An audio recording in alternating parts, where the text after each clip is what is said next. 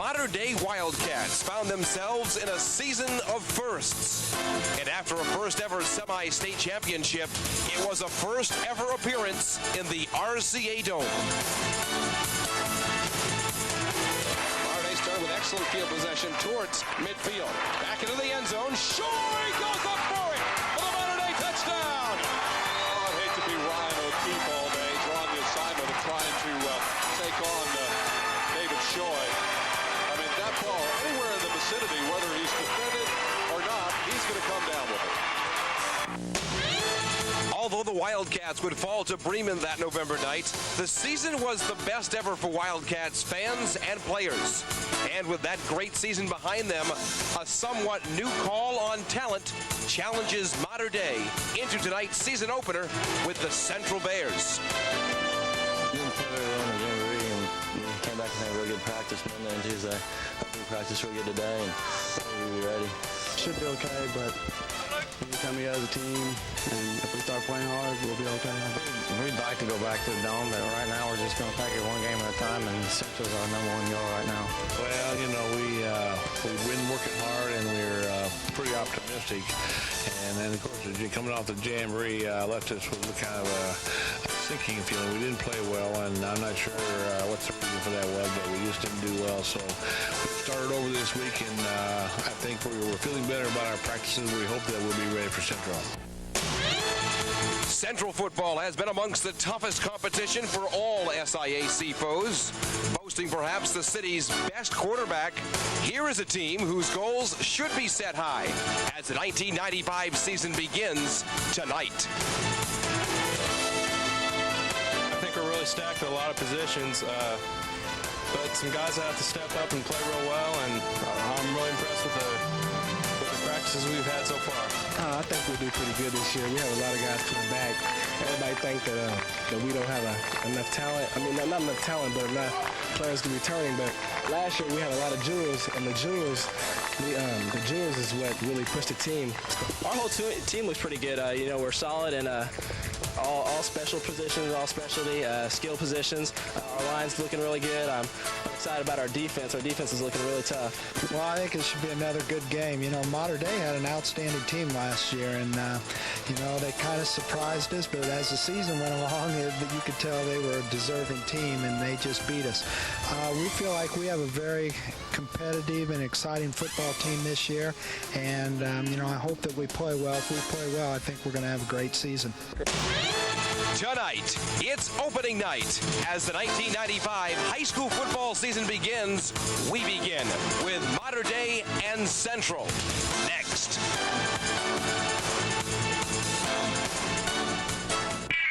For a 6th consecutive year, WAZ presents high school football. Hi once again, everybody, with Warren Disser. I'm Darren Smith. It is Central and Modern Day kicking off high school football 1995. I think we're in store for an exciting year. I think that there's probably 5 teams out of the 8 members of the SIAC that could be vying for the championship. We'll have to wait to see how things shake up. Of course, last year's powerhouse Modern Day team graduated an awful lot of key position players, and Central last year kind of spanked a little bit by Modern Day in the opener, losing 7-6. Have a lot of revenge in mind tonight. This is the place to be. 10:30 on Friday night. It's great to be back with high school football. I'm looking forward to this one, and a lot of matchups we're going to have this year here on WAZ. Let's talk about tonight. Modern Day, you know the story. They lost a lot from a season ago. Usually a team that goes to the 2A championship will do that. David Shoy gone, Schrader gone, McDermott, Foles. You can go on for a while there. Modern Day's hurt. Some guys are going to have to step up. Well, Chris Kester, the junior quarterback a year ago, fabulous year. He returns, and on his shoulders, an awful lot of responsibility rests. He's got Nick Mayer, who was one of the starting receivers from a year ago, but they've lost their 2 best receivers, and Modern Day's game plan is to pass. It's always been to pass. It'll be interesting to see how this new team shakes out. On the other side, one of the best players in all of Indiana, Eric Tosser, is gone. So is James Redlinger. After that, everybody pretty much back, beginning with one of the best quarterbacks in southwestern Indiana, Andy Owen. A lot of people are highly touting Andy Owen as being a Division I pick at the end of this season. If he has a good season, it could go that way. But you talk about a great core of receivers in Lamario Norman and also in Klusmeyer. They are dangerous at all times. Who's going to pick up for Eric Tosser? It may be James Brim. I like this kid. Well, Central's just got a lot of team speed. I think that there were maybe 3 or 4 players that they could throw in the tailback position to be successful. Can they replace Eric Tassa? I doubt it, but you can still be great and play under Eric Tassa. Here we are again, week number 1. Our first call for high school football. Next.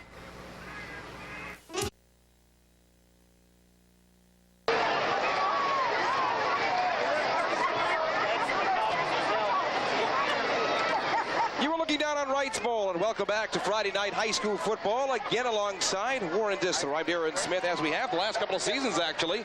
We begin our quest with Mater Dei and Central. Warren? Well, Mater Dei actually won the coin toss, but they deferred to be on the defensive side of the ball in the first outing, and they will be kicking off to Central. Central will be facing to the south, going into somewhat of a brisk wind, although the flag right now is somewhat limp, so it should be interesting. I think that maybe the conditions of the wind may have been the basis of the decision to kick off. What is in store for high school football here in 1995? I've heard all kinds of predictions from all kinds of people, coaches, players, fans. Everybody thinks their team has a certain shot somewhere. I think everybody agrees, though, it's going to be a very balanced SIAC once again. You're going to have your power, and this may be some of the power. I think you could be looking at definitely 2 of the top 4 teams in the SIAC this year, particularly a lot of people touting Central. They lost an Eric Tosser and a Redlinger and a Cooper on defense, but don't forget, these guys got a lot better. Well, they have blistering team speed. Everybody looks at the loss of Mater Dei offensively. Take a look at what they lost on their defense. 80% of the tackles made a year ago graduated. Well, a lot of those players you saw on offense, you saw on defense, as you often do with Mater Dei, being the smallest enrollment of the SIAC. Mater Dei is going to kick off high school football 1995. 1 year ago, they found themselves in the Dome. They started out on this night against the Central Bears over at the stadium. A year later, Central with all kinds of hope. Lets it roll inside the 10, and we have a flag on the outset, and not the way to start a season, and we're going to see a couple errors here and there, as we will tonight, tomorrow night, and probably early part of week number 2. Well, it's a good thing the Central player did not touch that ball. It rolls out of bounds. The flag will fly. They will have the opportunity to take the ball spotted up or make them kick over. It looks like Central's going to spot the ball. Let's take a look at Central's starting lineup. On the line, left tackle to right tackle, 77, Steve Peterson at tackle. Left guard is number 62, Chad Lukeman. At the center position, number 69, Casey Gary. Right guard, number 54, Kevin Compton. Right tackle, number 70, Chad Pointer. On the end, on the tight end, 88, Tim Burklow. Wide receiver is going to be 28, Lamario Norman. Watch him. Flanker slot, number 5, Jimmy Klusmeyer. At quarterback, Andy Owen. At fullback, 44, Kurt Davies. And at the tailback position, number 3, James Brim. 48% passer last year. Andy Owen in his senior year, he is being looked at with such schools as Princeton and Stanford already. Owen will let the first go. It is knocked away. It's a live ball. Live ball, and on the backside, that is big Tim Burklow, all 6'7", and Mater Dei actually 2 breaks in the first 2 plays of 95. Well, give the sack and the forced fumble to Dan Rexing. Coming in very strong from the right end position, and let's set up the Mater Dei defense for you. At right end, number 65, Dan Rexing. Right tackle, 81, Dan Litznick. At the nose guard position, 64, Todd Kite. Left tackle will be 52, Matt Bayman. Left end will be 84, Dan Gable. Your linebacker core is Mark Wagner, Matt Velker, Andy Effinger, and we'll pick up the corners and safeties after this play. Opening minute here of 1995. Mater Dei, these kids trying to prove themselves. A lot of these kids were watching the 80 and 90% we talked about that is now gone. That is James Brim, this year's Eric Tassa. Well, Brim had a nice pickup that time of about 8 yards, but that was after the enormous loss, so they're in the hole here, 3rd and long. Your corners for Mater Dei are going to be number 20, Kevin Paul, and the other corner position, number 13, Lucas Gable, and at free safety, number 11, Nick Mayer. 3rd down and 18 coming up here for the Central Bears. James Brim missing the second half of last season with knee problems. In the first half, not bad. 32 carries and 110 yards, the understudy of Eric Tassa. All eyes on number 3 on the ground this year for the Central Bears. 3rd and 18. Owen will return to the air in the familiar eye of the Central offense. So Owen back for his first. Outside is good. Lamario Norman picking up half the distance of the 10 you started with. Halfway to the line of scrimmage, kicking situation. Our first look at the offense of the Central Bears will only get better. He's going to end up about 3 or 4 yards shy of what he needed. That was just a basic down and out pattern.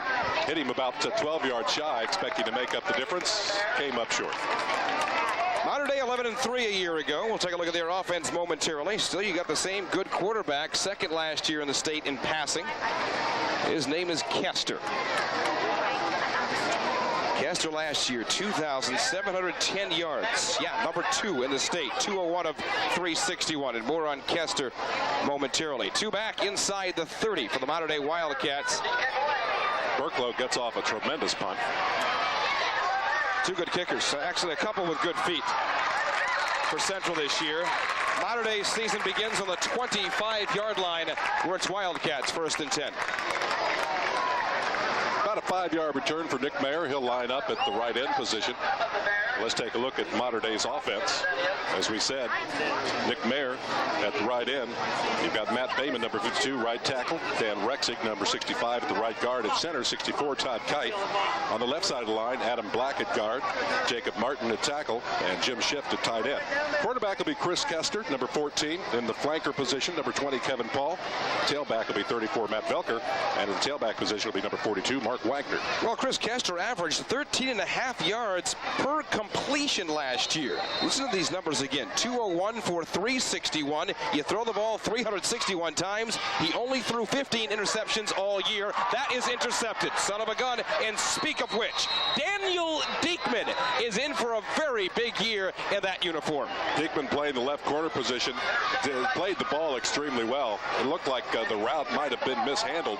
And Diekman steps in for the easy interception. And Central finds itself with great field possession. 6'1", 175-pound senior Daniel Diekman. Players to watch at the top of the season. That name has been mentioned quite a few times. Diekman had a 14-yard return on that interception. They're going to spot the ball at the 25-yard line, 1st and 10 for Central. See how they do in the red zone. In Kester's first appearance will only get better. So Kester throws the first away. Not the same receivers as a year ago. We're about to see a couple others step up this year in the new Mater Dei uniforms. New uniforms, same traditional black shoes. 9:50, time remaining in our opening quarter. 1st and 10, we're going the other way. Ball on the 28-yard line for Andy Owen. Owen's first didn't work. His best was Lamario Norman. 5 plays on the last. Trying to find Klusmeyer. That's a loose ball.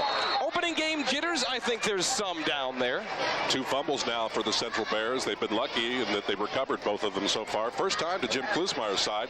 He's drawn single coverage while Lamario Norman is facing zone coverage on the wide side of the field. Picked up 6, 2nd down and 4 here coming up for the Central Bears. Central last year finishing at 6-4. They finished 4-3 in the SIAC. Opening day loss to Mater Dei. They'd lose to Memorial and Bosse in 1994. Coming up on 3 minutes played here in our opening quarter. 2nd down and 4 for the Bears. Mater Dei likes to run a 5-3 defense. I think if they're Central successful in passing, they may have to adjust that to a 4-3 or a 3-4. James Brim coming in, not quite the first down. You're still about 2 yards short. About 3rd down and a deuce here coming up for the Central Bears. A lot of good action on the ground this year. You know, you lose Tassa, over 2,000 yards a season ago. And you got Brim. It'd be interesting to see what Brim would have done behind Tassa if he had stayed healthy all year. The knee problems, I guess, or close back to being 100% okay. 32 carries and 110 yards again last year. And just 4 or 5 games last year for James Brim. 3rd down, a deuce here for the Bears. Wideouts either side. Top of your screen, that is Lamario Norman. Jimmy Klusmeyer, familiar target down below. Brim again gets the call. 1st down, a little more to the 16. Second effort actually hit just about a yard past the line of scrimmage. Second effort carries the ball past the yardstick. That'll be 1st and 10 for the Central Bears, and they're knocking on the door. Central knocked all over the door last week. 27-7 over Bosse in the Jamboree. They beat Vincennes Lincoln 6 touchdowns to Vincennes Lincoln's 1 2 weeks ago on August 12th. Mater Dei all over Mount Vernon 5 touchdowns to 1. They fall short 20-0 to Harrison last week in the Jamboree. 1st and 10, 4 minutes gone here in the 1995 season. Brim, 3 carries, 11 yards. Owen didn't waste any time. Klusmeyer to the 5. 3rd time that Central has dropped back to pass in 1st and 10. They're going to have to mix that up, or Mater Dei will start to smell it out and will lay back and go for the interception. Mike Owen calling Klusmeyer a very tough kid, a heads-up player. He's one of the kids you go to, particularly when there's a lot of traffic around. Quote in the other day's paper, he can simply catch the ball in traffic, got better than most. Not as much speed as Lamario Norman, but runs great pass routes and has great hands. And once he gets a hold of the ball, look out, because he can take off on you. Owen now 3 for 3, completion of 30 yards. Coming out and take a look close enough for a measurement. Yeah, Lamario Norman, you talk about speed. He's definitely the fastest here with the Bears. Second in the 100-meter this past spring in the track sectionals. First and second in inches make that. That was closer than I thought. Well, here's where Mater Dei may miss the likes of McDermott, who was a middle linebacker a year ago, who led Mater Dei in tackles. They're going to be tested inside the 5-yard line now. And as valuable as Shoy was on the offensive side, he's one also sorely missed defensively. They're going to pack it in. They could be open for a pass pattern here. Try to break the 5. Bears try to pummel in that way. Up the middle of the crowd, you got the size. Central a tad bit bigger than Mater Dei. Well, that's nothing new. Mater Dei has always been on the downside of the size game. Still known for their 185-pound guards, offensive guards. Several years ago, they were 165-pound guards. They've been bulking up. Central still impressive in size. They've got a sophomore who weighs 280 pounds, going to get a call here and there. He did last year. Reggie Moore, 280, a sophomore. First and goal from the 3, and try to push in for our first score of 95. Hovers the goal line, touchdown, Central Bears. 7:03 remaining in the first quarter. Central scores first, making it 6-0. And you go back to the interception by Daniel Diekman. Not bad, Daniel, and set up great field position. 27-yard drive. It took 6 plays after the INT by Diekman. Point after. Like I said, a couple of good kickers this year. This one's off the soccer team, and one of the best soccer players in the SIAC is Brandon Robards. He scored the other night in that Boonville game, 2-0 Central over Boonville. And what was their second game of the year? Robards here on the football team. First effort is good. Central hits the scoreboard first. They're up 7-0 on the Mater Dei Wildcats. Already one more than they had a season ago. Welcome back, my friends, to high school football Friday night on WAZ. I'm Darren Smith with Warren Dissler back out at Wrights Bowl for our first Friday together. Friday night high school football. Andy Owen, who threw quite a few TD passes last year, ran the first in. Up and over. Nice job. On the other side, Brad Turner. Kind of did the cartwheel flip there, landing gently. Turner, 5'10" senior, goes about 145. Showed some speed in the last, where Mater Dei begins on the 33-yard line. So first and 10, we move the other way. First touchdown of 1995, Andy Owen. That was a 24-yard return on the kickoff. Now Mater Dei needs to get something going here offensively. Top of your screen, Kevin Paul. He's called on a couple of times last year. And towards the bottom, Nick Mayer wearing number 11 tonight. His usual jersey is not in, as usual being number 89. Mark Wagner gets the call. Blasts off right tackle. Behind the blocking of Dan Rexing, Matt Bayman. But I'm going to try and make a point to pick out the interior lineman offensively this year. Pickup of about 3. Third leading rusher. He's going to get the most calls this year. 52 carries, 233 yards. He's your returning leading rusher. 45 yards per game one season ago. 2 touchdowns last year for Mark Wagner, now in his senior year. Second out and 7, so a gain of 3 for Wagner on the last. Wide outs either side. Kester tries again. His second is too far in front of Andy Effinger. He had 5 carries last year. Through the air, he just caught 1 pass for 9 yards, but like I said, your receivers are gone from a season ago, and it's time to step up or bring up the next ones who want to get you back to the dome. Kester, no more of a straight drop back passer that time, rolling out to his left, and is a right-handed passer. That's a tough nut to crack, running left and throwing with your right hand. Last one intended for Andy Effinger. Try again on 3rd and 7. 2 split top of your screen. The widest out is that again of Nick Mayer. He was one who had the touchdown reception against Central 1 year ago at the stadium. That is intercepted as well. Lamario Norman to the outside, and it's going to be very tough to catch this kid. Lamario, touchdown. What do we have? About a 46-yard interception return, 48-yard. If he catches the ball and he has any kind of room, you can just forget about it. Again, we're seeing just the tremendous amount of team speed on the Central Bears roster this year. We saw it with Diekman on his interception and Lamario Norman, and I think it's going to pay off big for the Central Bears with the speed on the defense right now. Defense Central is setting the tempo of this game. Warren, right there you saw Lamario Norman on defense. I've talked to many, not just a couple, many who think this kid could turn out to be one of the best wide receivers in all the SIAC, Lamario Norman. He's got the speed. I think that his big input for Central this year is going to be on the defensive side. Robards trying to go 2 for 2, 13-0 the Central Bears, and 5:47 here to go in the opening quarter. 2 interceptions, and Central turns them both into touchdowns. Robards on a high snap. Brendan makes it happen. No. Missed the first, 1 for 2 early in the season. Can't have them all, but they do have a 13-0 lead over the Mater Dei Wildcats. And actually, we're just getting started on this Friday night. Stick around.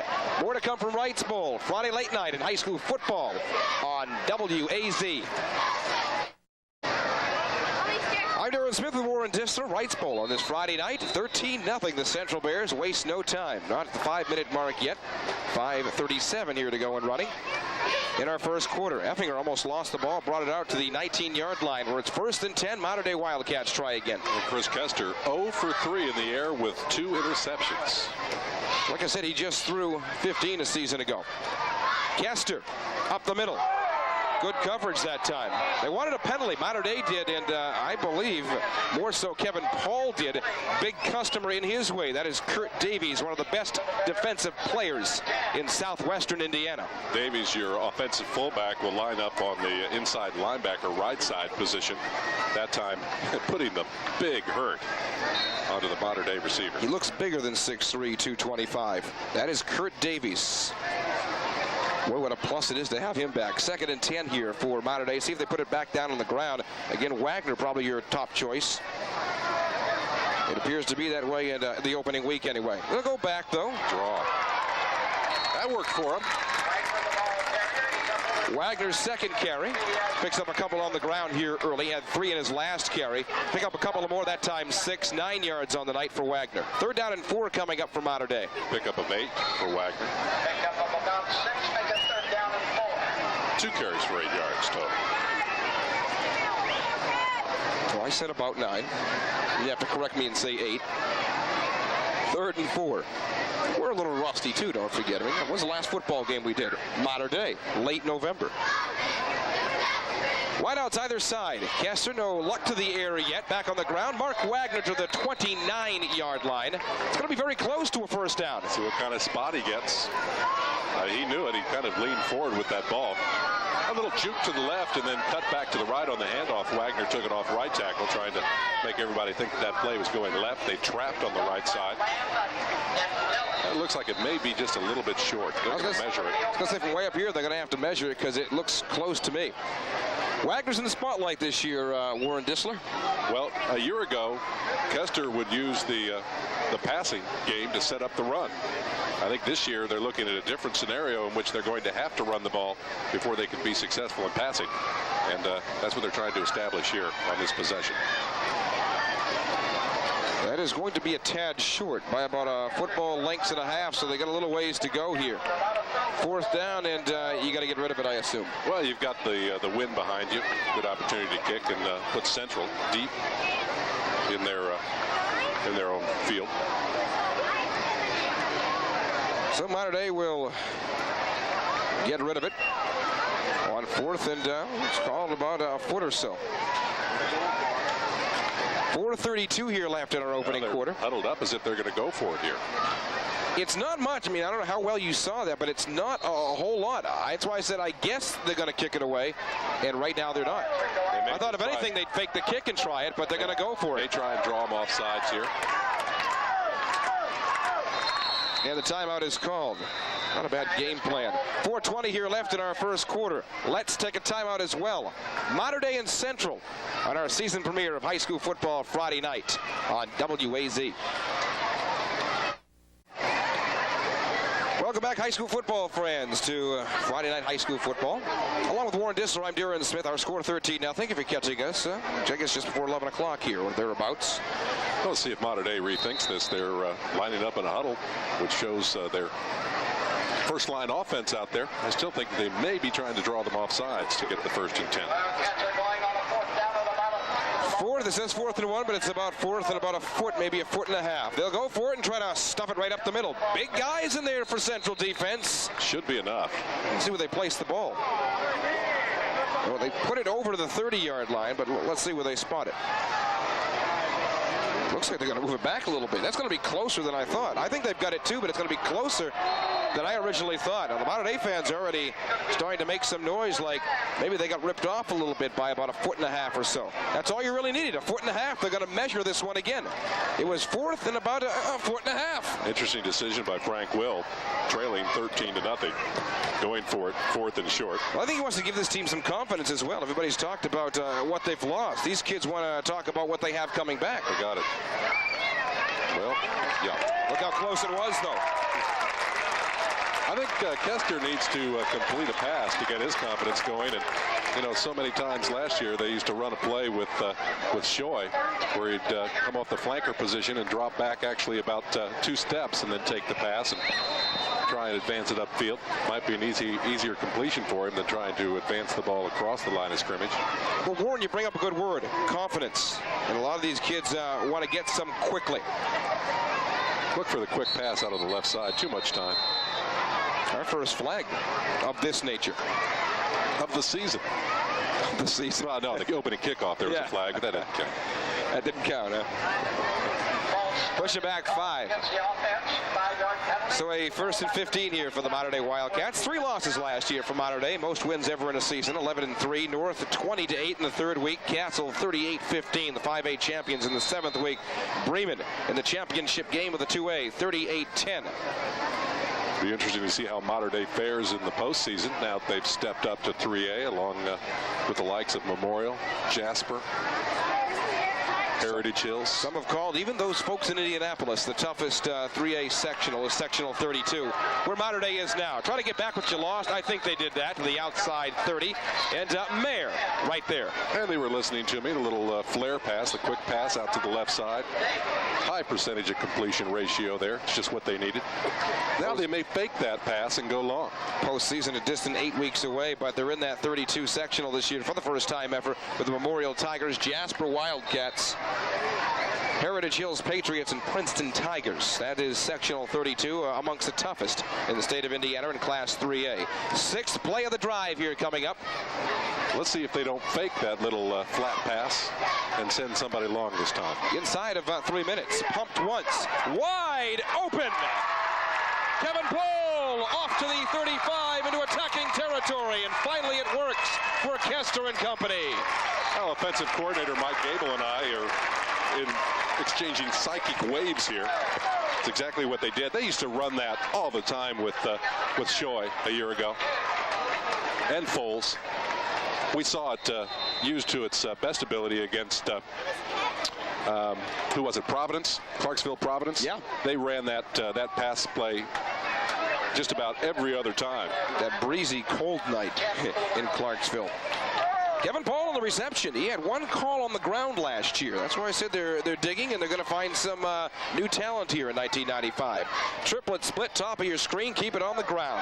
Another call for Velker. Actually, it's Velker's first on the ground.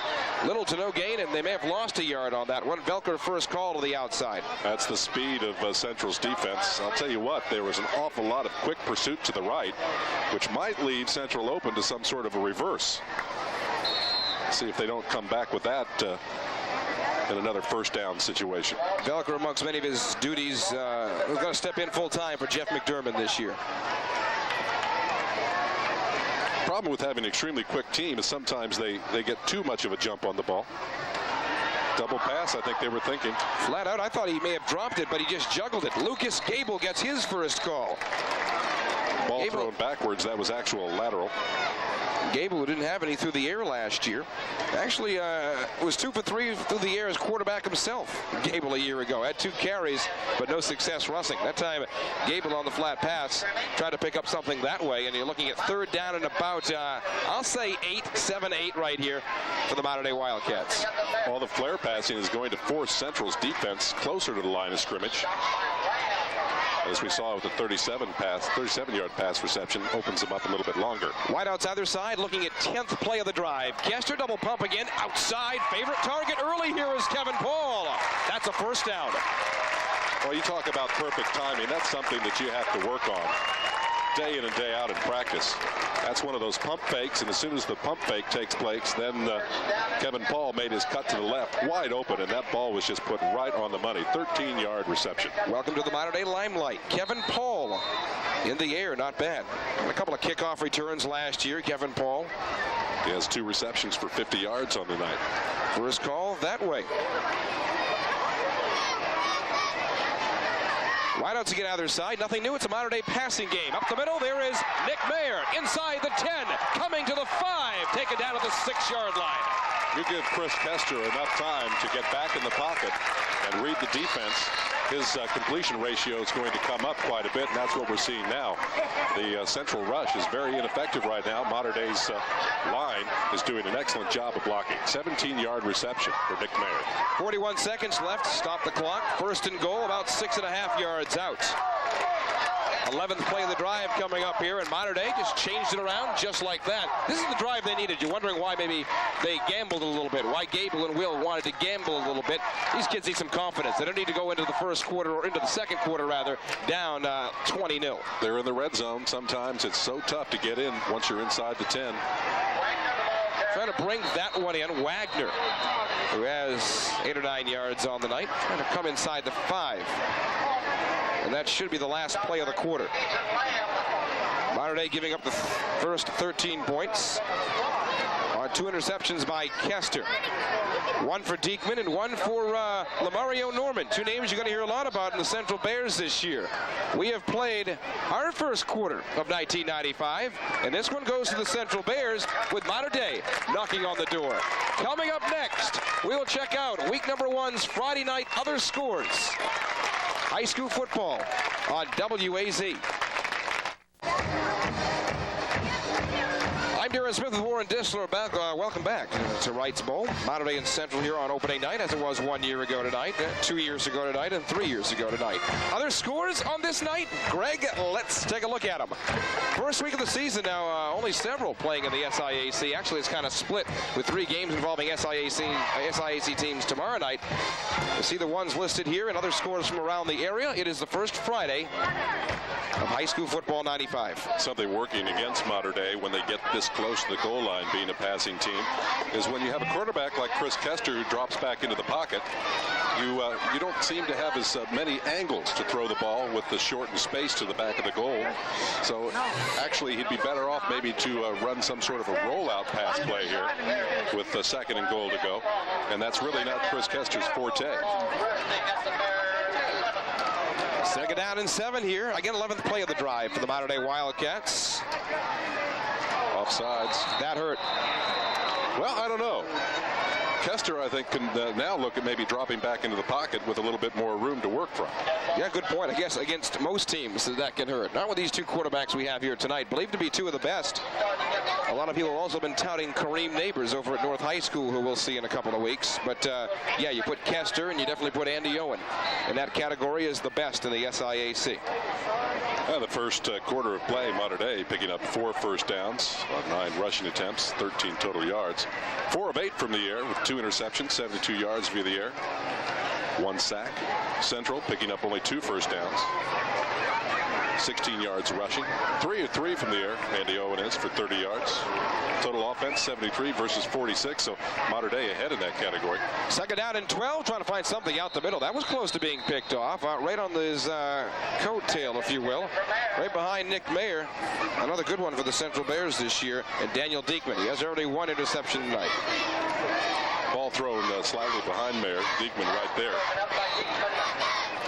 I think you're going to have to run some sort of a timing pattern into the corner of the end zone. Try and throw over the coverage here. 3rd down and 12. They may decide just to run something off right tackle or to try and run right, maybe to set up a field goal if they can't punch it in. Yeah, I say 3rd and 12, but it's actually 3rd and 12, but 3rd and goal, and a timeout taken here for the Mater Dei Wildcats. We'll keep it here. And you're already thinking, I am anyway, what if they don't get it? And a lot of teams won't with this Central defense this year.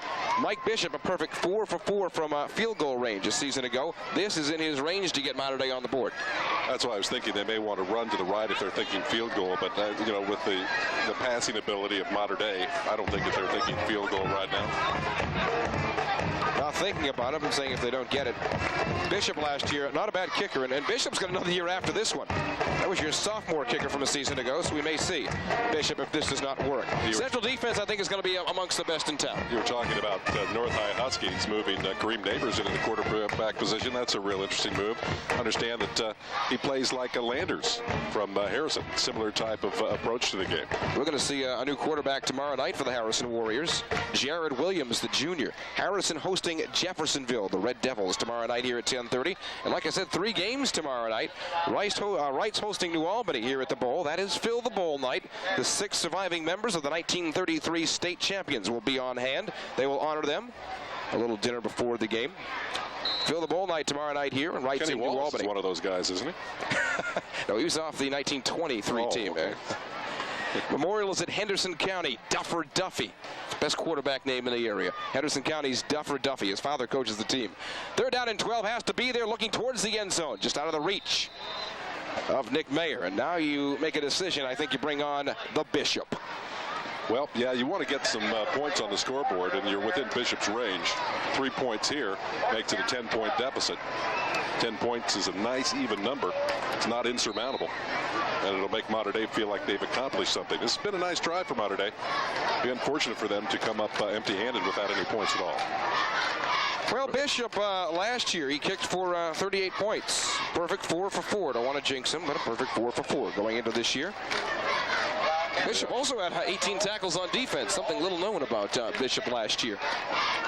Bishop's first attempt here in 1995. A little bit further out for Bishop. Is it 5 for 5 in 2 years? You betcha. Mater Dei is on the board, a 27-yard field goal by the junior, Mike Bishop. And it just cuts the deficit down to 10 points as the Mater Dei scorekeeper flashes the scoreboard.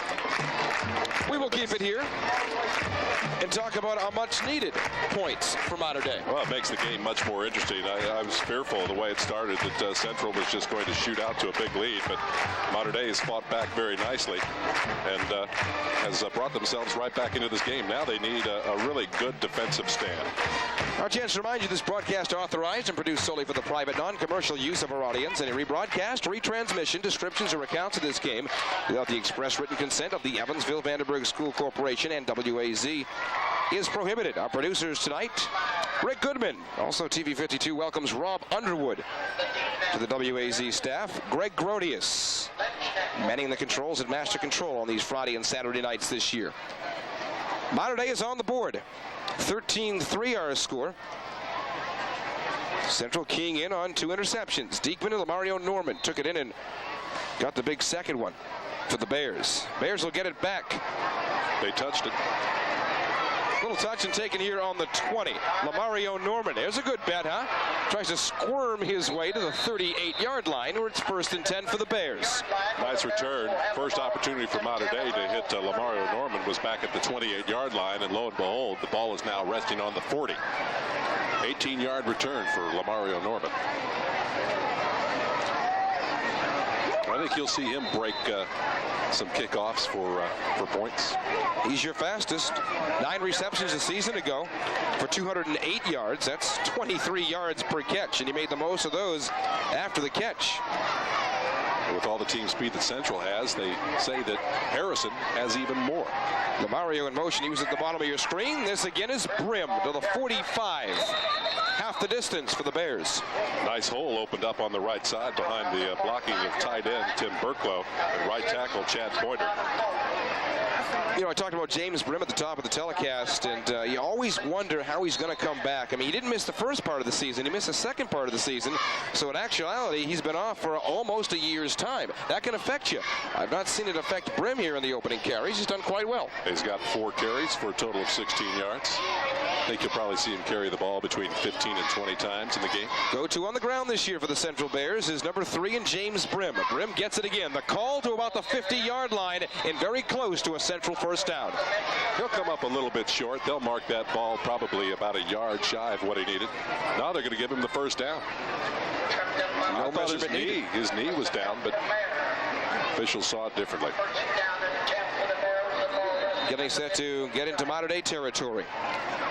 10.5 left in the half. 13-3 the Central Bears. Joining us on our first Friday night of high school football 95. We're here every Friday and Saturday night throughout the 1995 season, all except one Saturday sometime in September. Wideouts either side. Owen very successful, 3 for 3 through the air so far. The longest he goes, too far in front of Jimmy Klusmeyer. Lucas Gable, the cornerback on defense. Klusmeyer got by him as the ball landed, but the ball was overthrown. Put Lucas some more on defense this year.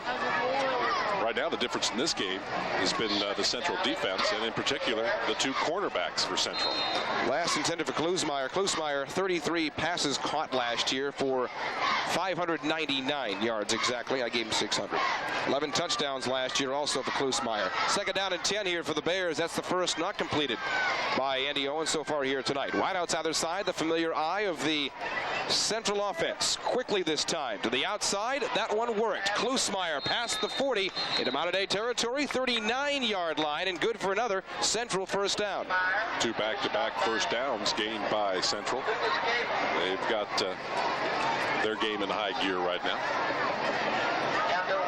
Nice offensive game plan on this drive for Central, mixing the run and the pass. Central season ending last year to the Wrights Panthers. Class 5A semifinal. Klusmeyer now 3 receptions for 27 yards.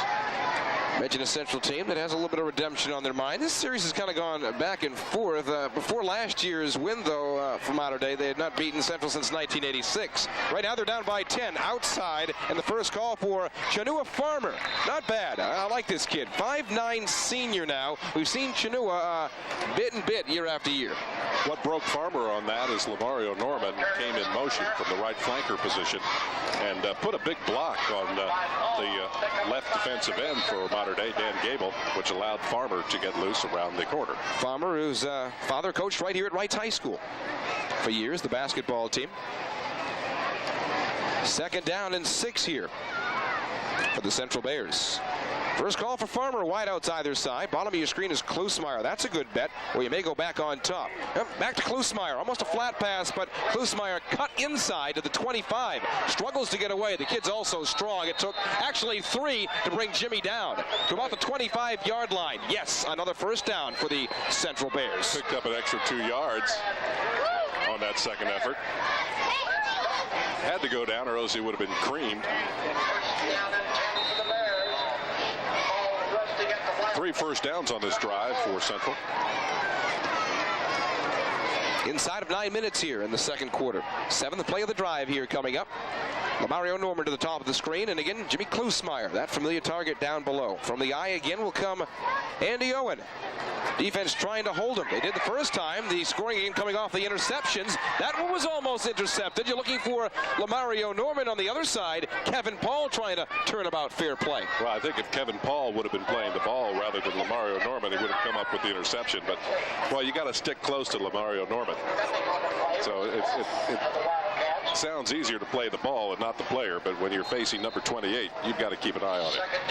Oh, and now 2 of 4 on this drive for 23 yards via the air. Kind of flashing back here, Warren, but the last time you and I sat in these seats in this broadcast booth over this field was the time Mater Dei had that big win over Indy Cecina on their way to the RCA Dome. Here is second down and 10.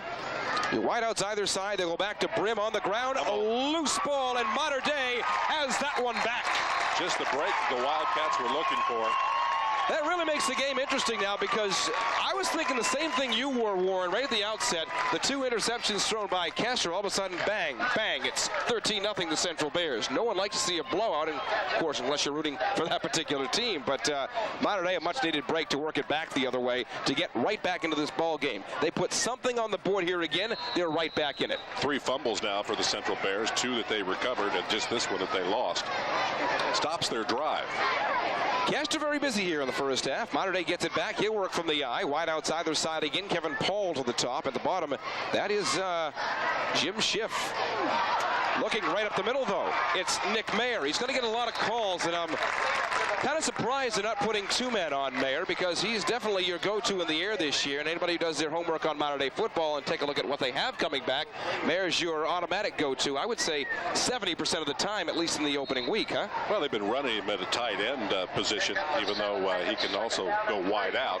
But when you're lined up in the tight end position, you got to pay attention to those guys who are wide, and that's who you're going to cover first, and he'll sneak out on a delay, and that's what he did that time. It was actually a screen to the tight end. Gain of 7, 2nd down and 3 here for the Mater Dei Wildcats. Again, the wideouts go either side. Back on the ground, Wagner breaks the 40. First down for the Wildcats. Approaching attacking territory to the 50-yard line. Just inside the 45 for the moment. Big hole opened up by Adam Black and Jacob Martin on the left side. Black, your left guard. Martin, your left tackle. Blasting off the line. I could have run through that one. Maybe not. I could have picked up a yard. Maybe not. Mater Dei averaging 14.5 first downs per game last year in the 14 games they played, 11-3 from a season ago. A different look, but the wideouts stay either side, and Kester back again. Had some extra time, just kind of shuffled that one off to Velker. Officially, Velker's second carry gets out to the 45, picks up about 1.5 yards. Let's call this next one 2nd down and about 8.5. Really kind of a tough play to pick up, the old Wisconsin shuffle pass. And linebacker stayed at home that time. Coming up on, they sniffed it out. Excuse me, Warren, coming up on 7 minutes here to play in the second quarter. You don't have to apologize. At the end of the season, then you can apologize. Yeah. Kind of step all over each other. Just getting used to getting back into the soccer swing of things the last 3 nights, and here we are with football. Nothing like jumping right into a season. 5 games in 5 nights. Game number 5 tomorrow night. Looking forward to Jeffersonville and Harrison. 2nd down, about 8.5. There's a flag. Second time Mater Dei is going to get called for too much time. You know, the first one may not have been a time call. It may have been an illegal procedure, somebody lining up in the neutral zone. Now that I think about it. You know when you really find that out? Saturday morning. You go back and look at the paper and see what you've missed. Maybe not that, but other things. You know, we got time clocks now at either end, but they're not using them tonight. Saving them for week 2. Maybe tomorrow night. Fill the bowl night here. Well, they put them up because they kind of expect the Oakland Raiders to move to Evansville next season. Yeah, well, they've moved several times back and forth. Looking at 2nd down, about 14 here. Kester back, had to wait, bought himself some extra time. Pump fake, intercepted. 3rd one thrown by Kester. A flag on the play inside the 30 on the other side. Daniel Diekman has his 2nd of the night. And the 3rd again off Chris Kester. Kester was throwing off his back foot. He was not in a good position to throw that ball. See what the flag is. I think the flag's going to go against Mater Dei. 23-yard return on that interception. And again, defensive corners are killing Mater Dei. Clock stops 6:11. They're trying to sort this one out. Yeah, I think it's on Mater Dei as well, and which the Bears would decline. So the Bears will take over again. 15 interceptions again thrown last year by Kester. He's thrown 3 here in the first half of 95. So they're probably going to tack on maybe another 15 yards to this, but let's wait and see what the call is. Yeah, we were surprised a couple of times last year. What we thought was not always what was decided. I think it was away from the interception in the secondary. No, it's going to go against Central. Well, no, Andy Owens out there. No, it is. Wow. It was away from the coverage. I think that it was defensive interference on someone who was actually away from the ball. Didn't the officials have microphones at the RCA Dome in our last football game? That was nice. All right, so we missed the first one this year. You probably saw it clear as day as home, but Warren and I miss our first. Right here at about the 50-yard line. What a big break. That's a big break. 2nd and 5 here from Mater Dei. Well, let's see what they can do with this break. They need to capitalize on it. It's a big good opportunity for him to go long, test him. Coming up on 6 minutes here. Time left to play in our second quarter. Drew him offside. Movements. That'll give him enough for the first down, I believe. You count how many times you see that tonight, tomorrow night, and probably next Friday and Saturday night, and count how many times we see that in the sectionals. Yeah, that should give them the first down. 1st and 10 is they already in attacking territory. They're on the about 46-yard line, so a 1st down and 10 here from Mater Dei. One break after another, back-to-back that time, and Mater Dei knocking on the door again. Of course, every year Mater Dei goes into the Jamboree and everybody kind of scratches their head and says, well, what's wrong with the Wildcats? Well, number one, they don't like to show what they have in the Jamboree. No, I don't put too much stock into Jamborees at all. Here is Wagner. Wagner goes to about the 43-yard line, so pick up a couple on the last. I'll give him 4 yards, and 2nd and 6 here coming up from Mater Dei. Same thing goes for John Leidy out at Castle.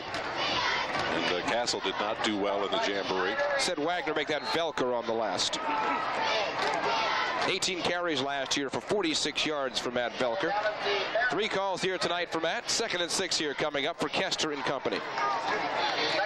Mayer to the outside. He'll be joined with Lucas Gable. Those guys on the top of your screen. Nobody here down below, and Kester, again, flat pass goes to Gable. Gable can throw the ball as well. This time he runs looking for a 1st down, a couple yards short across the 40-yard line. Now what they'll do is they'll fake that pass to Gable and then go long to someone like Mayer going down the right side, or they'll probably set it up over on the left side. You know, we talked about what Central lost on offense last year, and certainly Eric Tosser is all you need to lose because you've lost a lot of offense right there. Redlinger's another. Something we have to bear in mind, that last pass to Gable was not a completed pass. That was a lateral and a run, so that goes as yards gained on the ground. Adam Cooper is what I was getting at, is who you really miss on defense. One really big one gone from the defensive core of Central from a season ago. 1st down for Mater Dei. Like I said, they averaged over 14 1st downs a game last year. They have another one here in the 1st half. Nothing fancy there, no traps. That was just straight ahead blast blocking from the right side. Nice pickup. 7-6 a year ago, not a lot of scoring. It was Nick Mayer with the game-winning TD grab 1 year ago tonight at Central Stadium. The first of 11 to come for Mater Dei a season ago, and again 6-4 last year for the Bears, where they finished 4-3 in the SIAC. Always wondered how Mater Dei's season would have been had they lost to Central in that opening game. Crossbuck.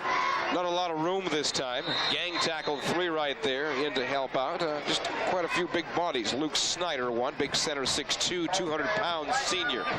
Misdirection is not working for Mater Dei when they run the ball. I think it gives the bigger defensive unit of Central more time to adjust off the blocks. I think if Mater Dei is going to be successful running it, it's going to be between the tackles and quick blast plays. Watching Kurt Davies on that last one, I don't know if he was shooken up a little bit or just making an equipment adjustment.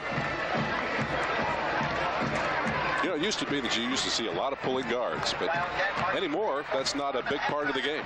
Everything's just straight ahead, blast blocking, and maybe a little trap here and there. Jim Schiff to the bottom of your screen. Kester looking that way. A little short that time. Wasn't quite going to shift. Andy Eppinger a little bit behind Andy that time. 3rd down and 10 here coming up for the Wildcats. Chad Lukeman came in and put a big hit on Kester. Might be a little bit shaken up. Lukeman here at 6'3", 200 pounds. 9th play of the drive here coming up for the Mater Dei Wildcats. Clock reads 3:15 here left in the half. 13-3 right now in favor of Mater Dei. 3rd and long and out of Bishop's range, maybe. Top of your screen is Lucas Gable. A couple of flat ones caught tonight. Mayer right here. Inside the 25. Yeah, it's going to be short. Maybe by about a good yard and a half. You're in striking territory. You're in 4-down territory here. You're not close enough in for Bishop to come out. So they'll go for it. You don't think you're close enough for Bishop. I agree with you, but we haven't seen Bishop, I don't think, kick this far out. I think if they absolutely had to kick a field goal, that Bishop could come out, and they would probably do that. But at this point, when you're trailing by 10, you want to go for it. 5'11", just a junior in Bishop. Like I said, he plays some defense as well. They're saying go, go. You can hear them in front of us, and they are doing that. 4th and 1. That's actually, about 1. Kester took some chances, and that's complete. Outside, Wagner inside the 5. Big play. It works for Mater Dei. That's the first time that they've beaten the corners of Central, and it was really close. They went for the interception. I think they've got that on their brain because they've been so successful with it, but that broke that one wide open for Mater Dei. You do what you work on in practice. Wagner just had 3 catches last year for short yardage. He was mainly used on the ground, your 3rd leading rusher coming in this year. Well, you got Shoy and you got Foles both gone, so someone's got to step up there and make those catches. He makes him the leading rusher returning, 3rd last year on the team, but that time Wagner with the grab. That's his most successful in 2 years. First down and goal here from the 5. Here comes Mater Dei again. Up the middle this time. Same one, Wagner. Tried to pick up a couple on the ground. Sneak back inside that 5. Didn't get very far. He may have lost something. Similar situation that faced Mater Dei the last time they were knocking on the door. In the red zone. Ball down around the 5-yard line. Got pushed back. Couldn't get it in. Had to go for the field goal. Inside of 2 minutes. Congratulations, by the way, to Chris Kester. If you picked up yesterday's USA Today, Chris Kester's name was in there, recognized as one of the top players in the state of Indiana. Not bad. Kester, speaking of which, to the end zone. Mayer holds on. One hand. Touchdown, Mater Dei. One hand. Lamario Norman could not have played that defensively any better than he did. He was all over Mayer without interfering with him, but Mayer had just tremendous concentration. Caught that on his back as he fell down. Well, Mater Dei wanted a game of it. They've got a game of it. 13-9 and could be 3 away. And for the first time tonight, they will try for the extra point. It is Mike Bishop. 26 of 31 of these last year. The extra point on its way here for the Mater Dei Wildcats. 7-yard TD pass, a 73-yard drive. The extra point is good. And we have got a 3-point football game. Not quite halftime yet. $1:43 here to go on our opening half of high school football 95. It is Mater Dei and Central on WAZ. I'm Darren Smith with Warren Disler. Welcome back to Wrightsville Friday night high school football. He did it a year ago. He does it here. Big one for the Mater Dei Wildcats. Nick Mayer inside the goal line. That's good. 13-10. The Central Bears by 3. 13-yard return on the kickoff. Places the ball just across the 30-yard line. We'll call it the 31. It'll be 1st and 10 for the Central Bears. $1.50 here to go. Bears can move it quickly down the field. They've got one of the quicker players in the SIAC. Mater Dei in somewhat of prevent defense. Andy Owens had some success here. 2 for 4, make it 3 for 5. Here's Lamario to the 50-yard line. Anytime you get back up into a prevent, that time they had safety in one of their corners, backed up 15 yards off the line of scrimmage. And you throw underneath that coverage, you're going to probably be able to gain all the way to where your secondary is furthest staged. And that's exactly what they did. Stops the clock as he gets out of bounds. 1:14 here. First down anyway. 13-10. Bears trying to put up 20 in the first half here. They'll have to work for it. Right here at the 50. Mater Dei is not running a true prevent defense because they'd have a safety. It would probably be about 5 or 6 yards further back, but they are spread out quite a bit. From the eye again. Wideouts either side. Bottom of your screen again is him. And Lamario Norman. Brim that time, but went nowhere. That's actually a 2-yard loss. First time they stopped James Brim tonight. Dan Gable got the tackle that time. Individual tackle coming in left side off the left end. Brim now 7 carries, 17 yards. Dan Gable led the team last year in quarterback sacks. He had 10 last year. He's one of the finest defensive players in the SIAC. Senior Dan Gable. Second down, about 12 here. 40 seconds here to go in the half. 13-10 the Bears. Faked one handoff, went to the other side. Here he is, Lamario Norman. Breaks that 50 again to about the 48 into Mater Dei territory.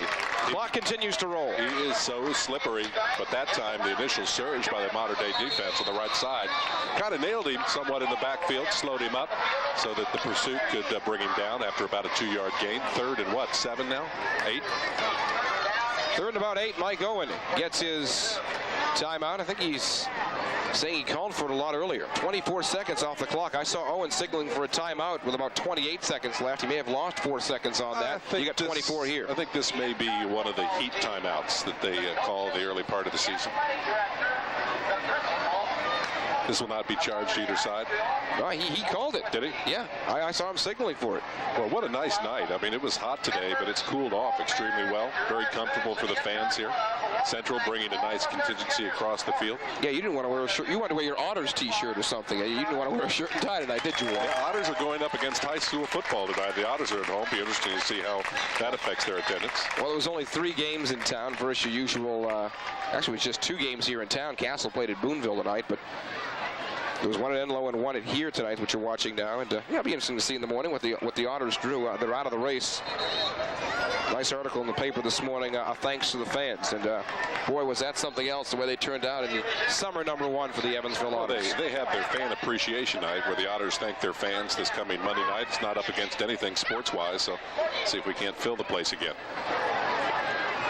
3rd down and 9, a quick flag on that play as they break the 50 again, closer to the 45. Let's see what this is.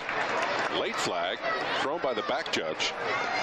Might have been illegal procedure. False start by somebody in the backfield. 4 seconds off the clock, 20 seconds. Bring that up because the Bears are looking like they want to score one more time here. Maybe bring it into field goal range. Kickers this year include Robards, and of course Burklow is another one. Going to be doing the kicking this year. Now, are they going to take the penalty or are they going to wave it off? They're going to have to go for it at 4th down with this amount of time left, which would give Mater Dei pretty good field possession. If I was Mater Dei, I would decline it, but then again, you back them up, and it makes it doubly tough for them to pick up the 1st and 10. I think given the situation after the Wildcats fell down 13-0 and hearing all they've been hearing about the Central Bears in the last couple of weeks, they're happy this score right now is 13-10, and I'm sure they're going to be very pleased to take that score into the locker room. We're in for a good one, I think, in the second half coming up. As expected, they declined the penalty, and Central will keep its offense out on the field. Need about 7 yards, 6.5 yards to pick up the 1st and 10. Clock is going to roll. They're going to play this down to the final seconds. Maybe they're not. We're inside of 10. Needs, about 7 yards to keep it going. Going to scramble. Going to let it go long and intercepted. Well, it'll go down as an interception by Lucas Gable. With the amount of time left, he might as well go for the interception. If there was more time, he probably just would have batted it down, would have given him a better field position. Numbers that look good at the end of the season anyway. Lucas Gable grabs that one. He's in his senior year. 5'11", 160 in Lucas. Yeah, 2 seconds left, though, and this one's going into the books 13-10 into the half. If they would have batted it down, they would have had 2 seconds with a play from scrimmage at about the 46 or 47-yard line. They'll let it run out. That's it. 24 in the book. 24 more to come. 1 half of week #1 of Mater Dei and Central, and we've got something here. 13-10 the Bears. Halftime is next on high school football Friday night on WAZ. 13-10 in favor of the Central Bears here at halftime. I'm Darren Smith with Warren Disher. 1 half in the book here in 95. Our first as well. It takes us a while to get in the swing of things. It didn't take long for Central getting in the swing of things. Mater Dei came back in nice fashion. Well, not at all. Mater Dei adjusted extremely well to what Central was throwing at them. I think that the quickness that Central has in the secondary, especially in the corners, was a problem for Kester initially. But now they're calling pass patterns that don't necessarily run into their strength. A lot of delays. Nick Mayer off the line, somewhat more successful in the second quarter with their running game, and the Mater Dei finds itself right in the thick of things. Mayer, you knew was going to get the call. Those filling in the gaps, I think we're starting to find out a little bit here in week #1. Kevin Paul, a couple of calls. Lucas Gable, of course. Wagner on the ground, I think, was another given. Yeah, I think that Coach Owen at halftime is going to talk primarily to the Central defense. Corners were very successful with a couple of quick interceptions. I think that you're going to see them maybe lay off off the players, the offensive players, a little bit and go more for the tackles and not the interception, because Mater Dei was successful in a couple of tight completions, which picked up some extra yardage and got him some first downs. A lot of talk in the last 3 weeks about Lamario Norman. You can see why. Oh, yeah, just tremendous speed. Not only is he capable of breaking it long from a kickoff return, from the backfield on a quick out pattern, but defensively he's just tremendous as well. Could be in for a great second half as well. 13-10 after our first half. That's Central on top of Mater Dei. We've got more from week number 1 at Wrights Bowl when we come back.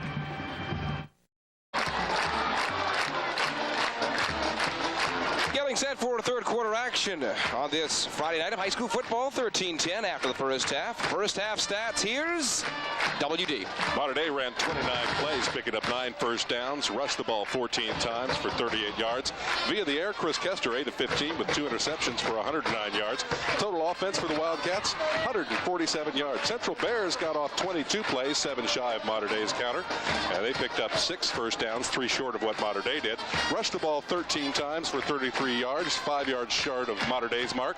And Andy Owen 6 of 9 with 1 interception for 71 yards make that. Again, about 38 yards shy of Mater Dei's total, and 1 sack of Owen. Total offense 92 yards, about 55 yards shy of Mater Dei. And right now Mater Dei is winning in the stats, but trailing in the game. Long first half though, wasn't it, Warren? Yeah. Wagner 8 rushes, 29 yards. Gable 2 rushes, which were actually laterals. They may have looked like passes for a total of 5 yards. And Belker 4 rushes for 4 yards. Brim carried the ball 8 times for the Bears for a total of 19 yards. Owen rushed the ball 2 times for 5 yards, one of those a touchdown. Genoa Farmer 1 rush for 4 yards, and Lamario Norman 1 rush for 5 yards. In the receiving category, Nick Mayer with the touchdown, 5 receptions for 45 yards. Paul 2 receptions for 50 yards. Wagner 1 reception for 17.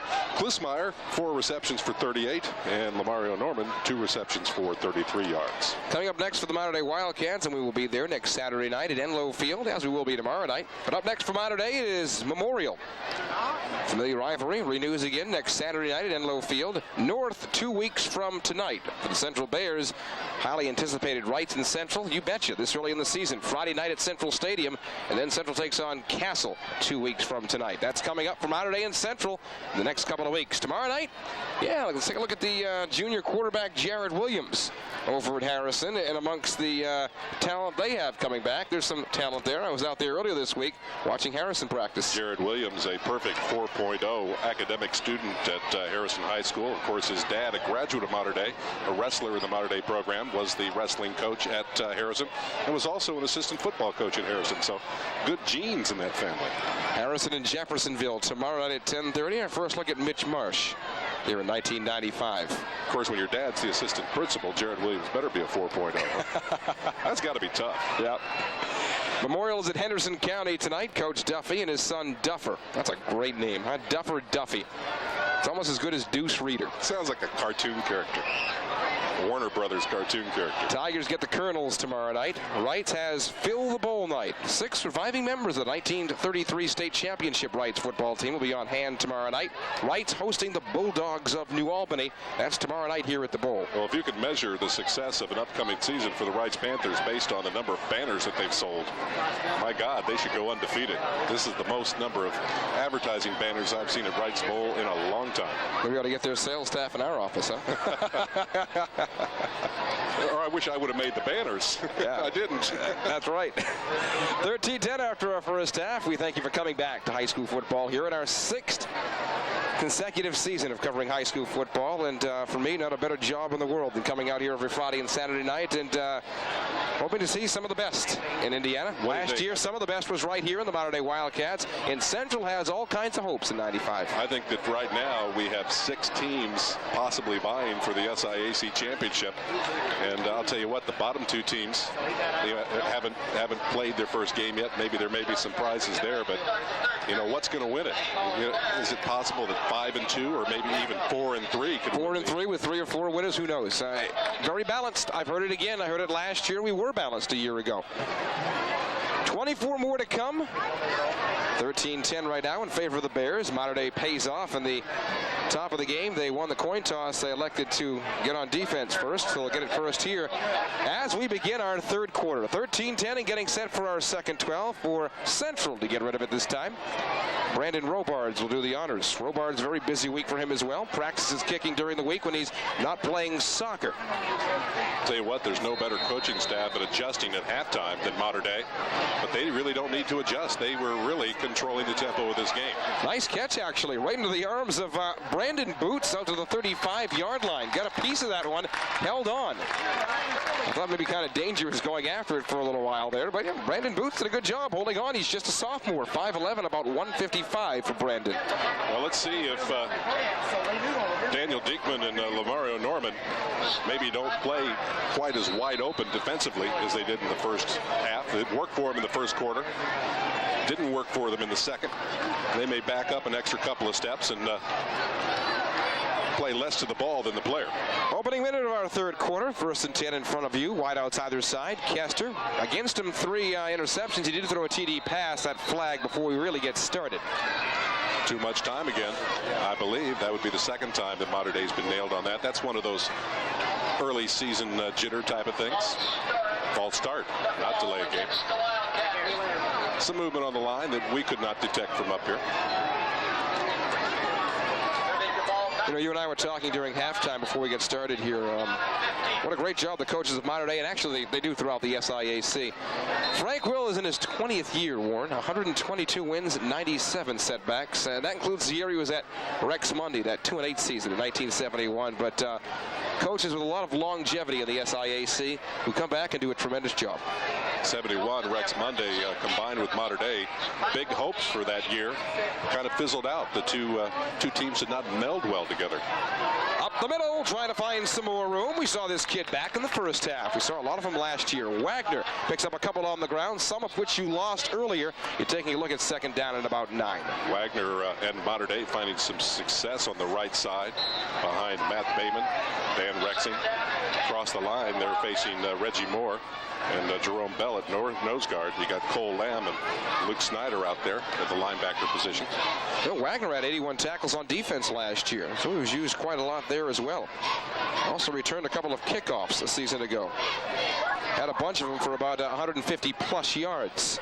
Take the draw. They're going to come over with the screen on the left. Nice job by Kester. There's Velker, his most successful of the night, and a Mater Dei Wildcats first down. Well, Mater Dei's offensive game plan, the way that they mix things up is so excellent.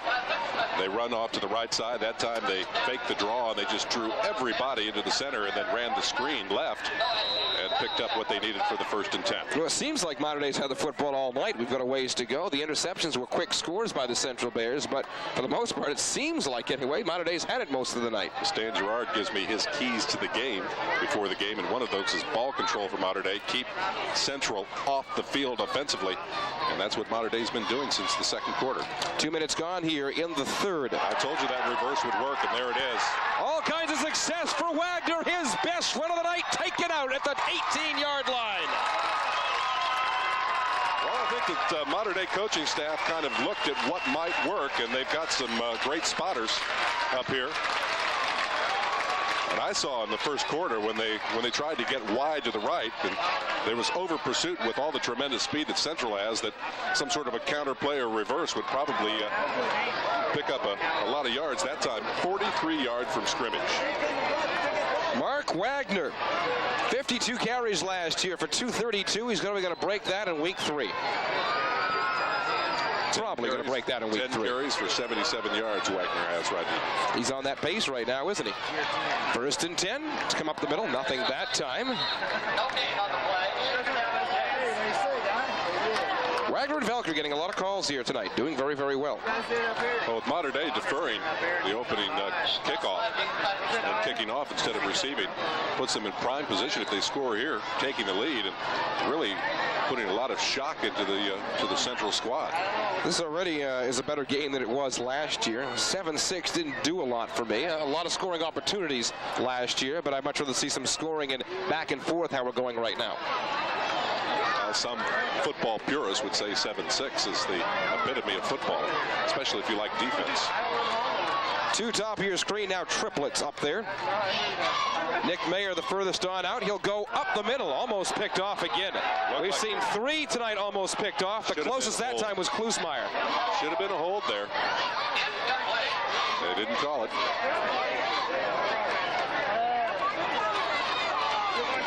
This becomes 3rd and 10 for Mater Dei. And this is the 6th play of the drive. About 3 minutes gone here in our 3rd quarter. 13-10, the Central Bears. They score the first 13, helping out 2 interceptions. The first by Diekman, the second Lamario Norman, all the way in for the touchdown. 10 unanswered by Mater Dei in the 2nd quarter. You know, I said that maybe the officials might have missed that. I'll tell you what, the officiating in Southwest Indiana is top-notch. I'd stack it up against Central or Northern Indiana. Outside, a couple of hands touched that one. That was close to being picked off, only because it was deflected momentarily. I saw Lucas Gable go up for it. Some company around him, Klusmeyer there again, and Daniel Diekman was looking for his 3rd interception. Some confusion there. Gable, I don't think, was the intended receiver. I think it was Nick Mayer. And had Gable tipped that ball and Mayer grabbed it, it wouldn't have counted. Might be a good opportunity for Mater Dei to throw that timing pass that Mayer scored on. They're going to call timeout and talk it over. 4th and 10, we'll take a timeout as well. 9:04 showing here in our 3rd. A little bit longer on our first Friday night. We've got a good game on hand. Central 13, Mater Dei 10. High school football Friday night on WAZ. Mike Bishop to kick a field goal. On TV 52, he's perfect. We just got back, I think, just in time to see him miss that, perhaps. It's no good. Score remains 13-10 Central. We'll go the other way. 36-yard attempt, I guess wide to the right. Was short, went under the crossbar. That would have tied it up. Let's see what Central can do with their first offensive possession here in the 2nd half. First one missed by Bishop in a couple of years here. 4 for 4 last year.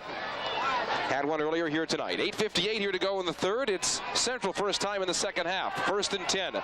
Up the middle, Brim, for the most part, did very, very well. I think they got to him once. That was it. Brim picks up 3. Here comes 2nd down and 7. Wouldn't be surprised to see Central come out and play a conservative brand of football. Try to run the ball, get it as close to a first down with 3rd down facing them, and then make the choice as to whether they want to pass or run. They want to go for ball control here. A long extended drive to a score is probably what they've etched in stone in the locker room, so to speak. From the eye again, wide outs either side. Owen's going to go back to pass. A short of time to Lamario Norman, well over his head and into the Mater Dei bench. So 3rd and 7 here coming up, and probably another passing play coming up for Andy Owen. Well, right now, Klusmeyer has gotten his hands on the ball a lot more than Norman. I think that difference in the 2 players is, yeah, Klusmeyer has the sure hands, and he's going to get those 12-yard, 15-yard pass pickups. But you want to get the ball into Norman's hands as much as possible, because if he can grab it, he can break it long. And if he's a step ahead, he's going to be probably 10 steps ahead before you know it. 48% passer last year, Andy Owen. As I said, 65 for 136, 14 TD passes, 1,050 yards a season ago for Owen, just 7 interceptions in the 94 campaign. They kept it on the ground here. Twist and turn to about the 27-yard line. They need to get to about the 30 to keep it going. He did not get there. Yep, Farmer's 2nd call tonight, Chanua. So Central's going to have to pump the ball away. Correct me if I'm wrong. First time Bears tonight, 4 and out. 7:50 here to go in the 3rd. 2 back inside the 45 for the Wildcats. Mayer, of course. And at the right place at the right time. You're in attacking territory already. You're at the 39-yard line where it's 1st and 10 for the Mater Dei Wildcats. Central came dangerously close to overrunning the coverage, and had that ball been picked up another 3 yards deeper in Central territory, that would have resulted in a touchdown. Well, tomorrow morning we invite you to join Warren and yours truly for Sports Talk. Warren sitting in for Ken Wallace. 3rd week in a row for you on Sports Talk. I'm hot.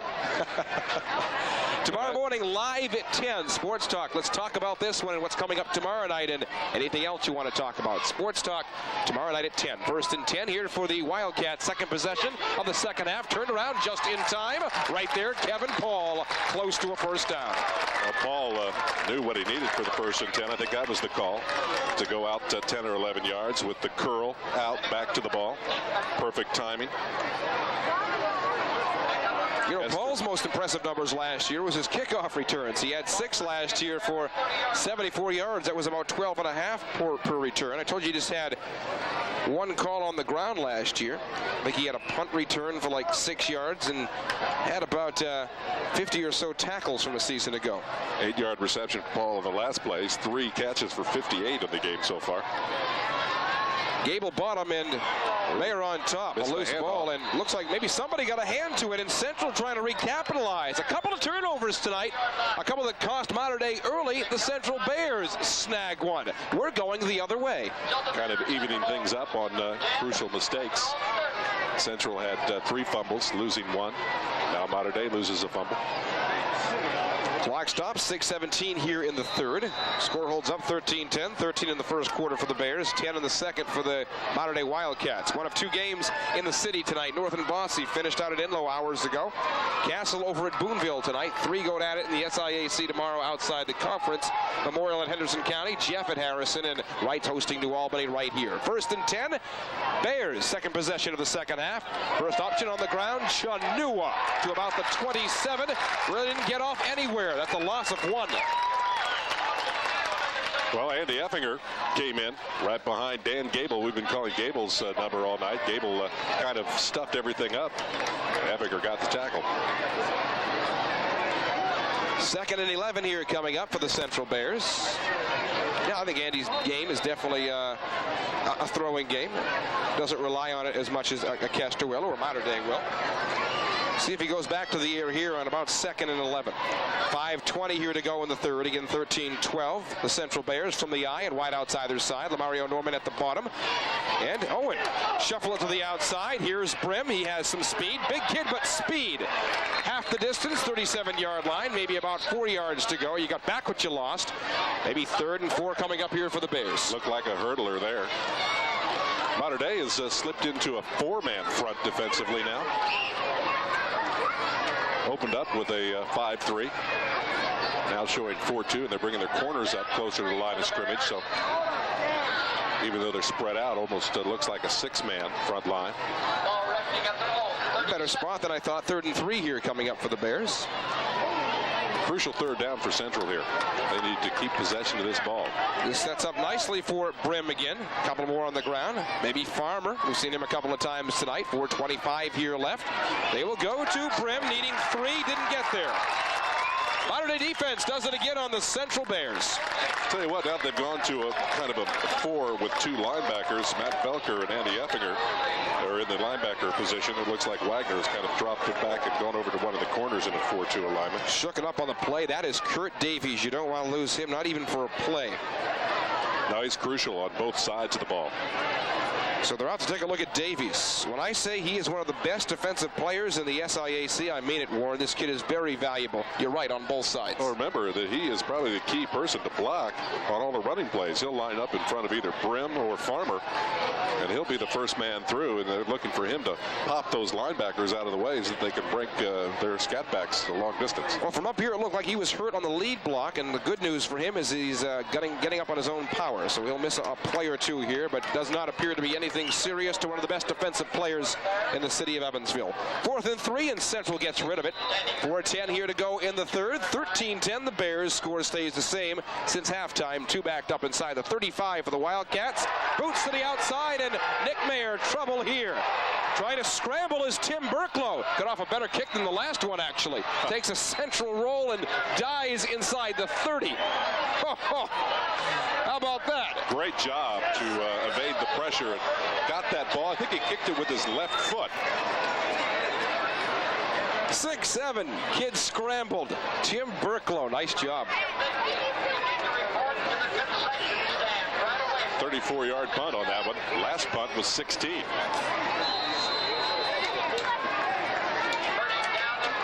My, oh my. He's a a switch kicker. A switch kicker. First and 10, we move the other way. 3:35 here to go. Triplets here to the bottom of your screen. Going to keep it on the ground. Nice opening for Wagner. Wagner will have 3 to beat in the backfield. 35-30. Well, if it wasn't for Jimmy Nellis, who was coming up from the free safety position, and I'll tell you what, Nellis was headed off to the right, thinking that that's the direction the play was going. Great recovery for Nellis. Had the angle all the way and brought down Wagner, but tremendous gain on that play. We thank you for staying up tonight for high school football's Friday night. Again with Warren Dissler, I'm Duran Smith. 13-10 our score. They knock on the door again. Mater Dei with 3:25 here to go in the third quarter. 44 yards for Wagner now puts him officially over the 100-yard mark on the ground. Well, what did I say about Wagner? Maybe by week 3 he'll surpass the 200-plus yards he had a season ago. Maybe week 2. We'll see week 2 of Mater Dei next week, next Saturday night. 13 carries, 119 yards that time. Velker on the last. Tell you what, Mater Dei getting a lot of success running to the right side. And remember that Kurt Davies was injured in the last offensive possession for Central. He tends to plug up that for the inside right side linebacker position. Mentioned Mater Dei last year, 11-3. They were pretty successful everywhere. The reserve team was 5-2. They were city co-champs as well. Cubs were 6-0, up-and-coming Wildcats. Freshmen went 3-4-1. You can't win them all, but overall 25-9-1 last year in the Mater Dei program. You wonder why these guys stay healthy and why they miss a Shoy, but sometimes they don't. You've got talent coming in, and we're seeing that here, particularly from the second quarter on tonight for the Wildcats. Sure do. Well, Westside takes its football very seriously. Well, you and I come out here every year and televise the Cereal Bowl. That's a great time. We'll do it again in late October. 2nd down and 5 here. So you broadcast a game on the west side, both with Wrights and Mater Dei. They have this peel and eat shrimp for you up here in the, in the press box. You're still pushing for that. Free soft drinks. You're only in your 2nd year. You got to be 3 years before you get any of that. I think they're going to soft-shelled crab cakes later in the season. You know, the weight you put on this summer, I'm surprised you're talking food. Your jacket don't fit you anymore. It did. It doesn't fit. You can't button it. I'll button it at the end of the game to prove it. Screen. Up the middle, almost taken away. Through traffic, I talked about Kloosmeyer doing a good job catching the ball. Nice hands through traffic. How about Nicholas? Yeah, Mayer grabbed that ball just as it was touching the top blades of the grass, scooped it up, and turned it into a gainer of about a yard. So it's going to be 4th and a long 4 instead of, he would have missed that. It would have been 4th and about 7. So in 4-down territory. I don't think I gave you numbers on Mayer last year. He's your go-to in the air. 36 receptions last year, 460 yards. He was a 3rd behind Shoy's 984 yards and Schrader's 793 yards. A distant 3rd. He's your go-to this year. Nice job tonight for Nick Mayer. Lines up on the bottom of your screen with Gable. There's that counter again. Needed 4. They've got it. This kid's great tonight. Mark Wagner. Touchdown, Mater Dei. Wildcats take the lead. 26-yard scamper from the line of scrimmage. That counter play here in the second half has just busted this game wide open. 3 unanswered scores by the Mater Dei Wildcats. It didn't look good back in the first quarter. They were down 13-0, and everything you heard about the Central Bears started to click in. Boy, these guys are going to be tough this year. They're not indestructible. Central has a lot of time left on that clock, but the last 3 scores belong to Mater Dei. They're up 16-13 on the Bears. 25-yard TD run, 70 yards. It took 5 plays. Here is Bishop. That is up. These become important, and that is good. So you need a touchdown, but we've got a ways to go. 1:20 to go in the 3rd. 17-13, Mater Dei Wildcats on high school football Friday night on WAZ.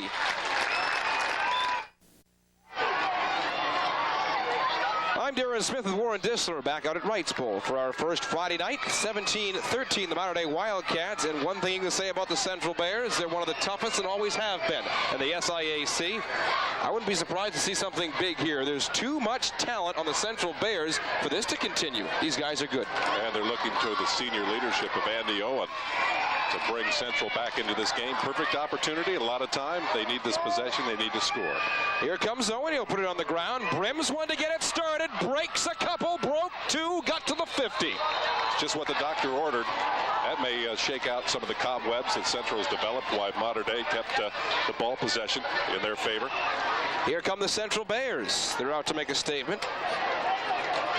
A lot of Central fans feel this is their year. I read a quote in the paper by Andy Owen, your quarterback for Central, saying he couldn't help think of maybe himself a year later, and this being the year when Vince Leidy won it for his dad over at Castle 1 year ago, and Vince now over at IU with another Central great in Roger Murray.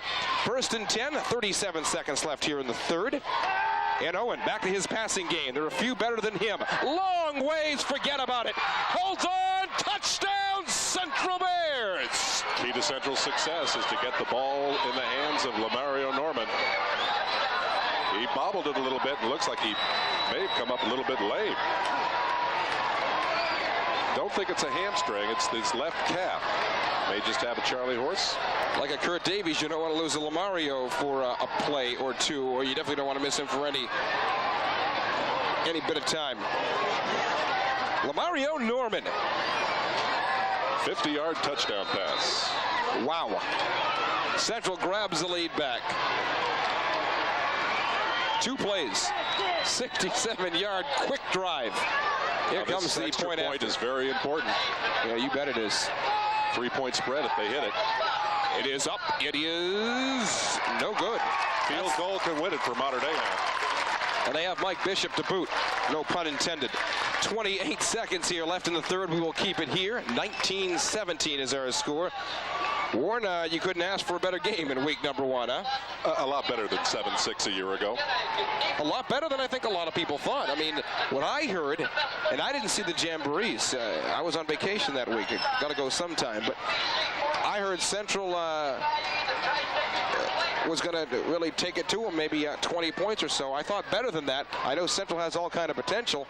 Mater Dei has a lot of pride as well. Mater Dei didn't show what they had against Harrison. And, you know, the report was that Harrison stopped them wide, but they didn't show them what they had. 2 excellent teams here tonight. Right now, Central grabs the lead back. They had it for most of the game. Mater Dei only briefly, but the Bears have led 90% of this one. They have it 19-17 for the moment. 28 seconds here to go in the third. You're right, it's going to be a dogfight atop the SIAC this year. We're seeing it already.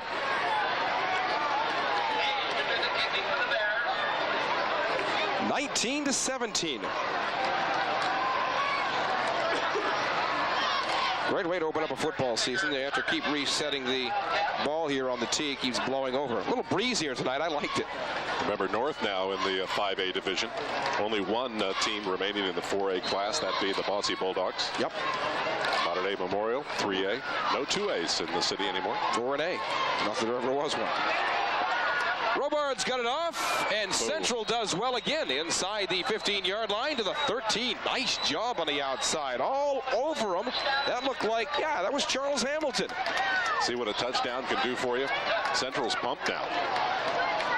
And Mater Dei starting out deep in their own territory. The game is spurts tonight. Let's see if Central can now plug up the holes and stop that counter play that Wagner has been running all night long. They'll probably get one play off here in the third, and that'll be it. 19-17, 15 seconds here left on the clock if they get that off. Mater Dei will lose the wind assist going into the fourth quarter. That may be important down the stretch. Final play of the quarter, looking to get up the middle, just to break past that 15, give you some more room. But we have played 3, and we've got a good one going into the fourth. It is 19-17. The Central Bears have the lead back after giving it up for just a little bit. Fourth quarter action, we go there next on WAZ.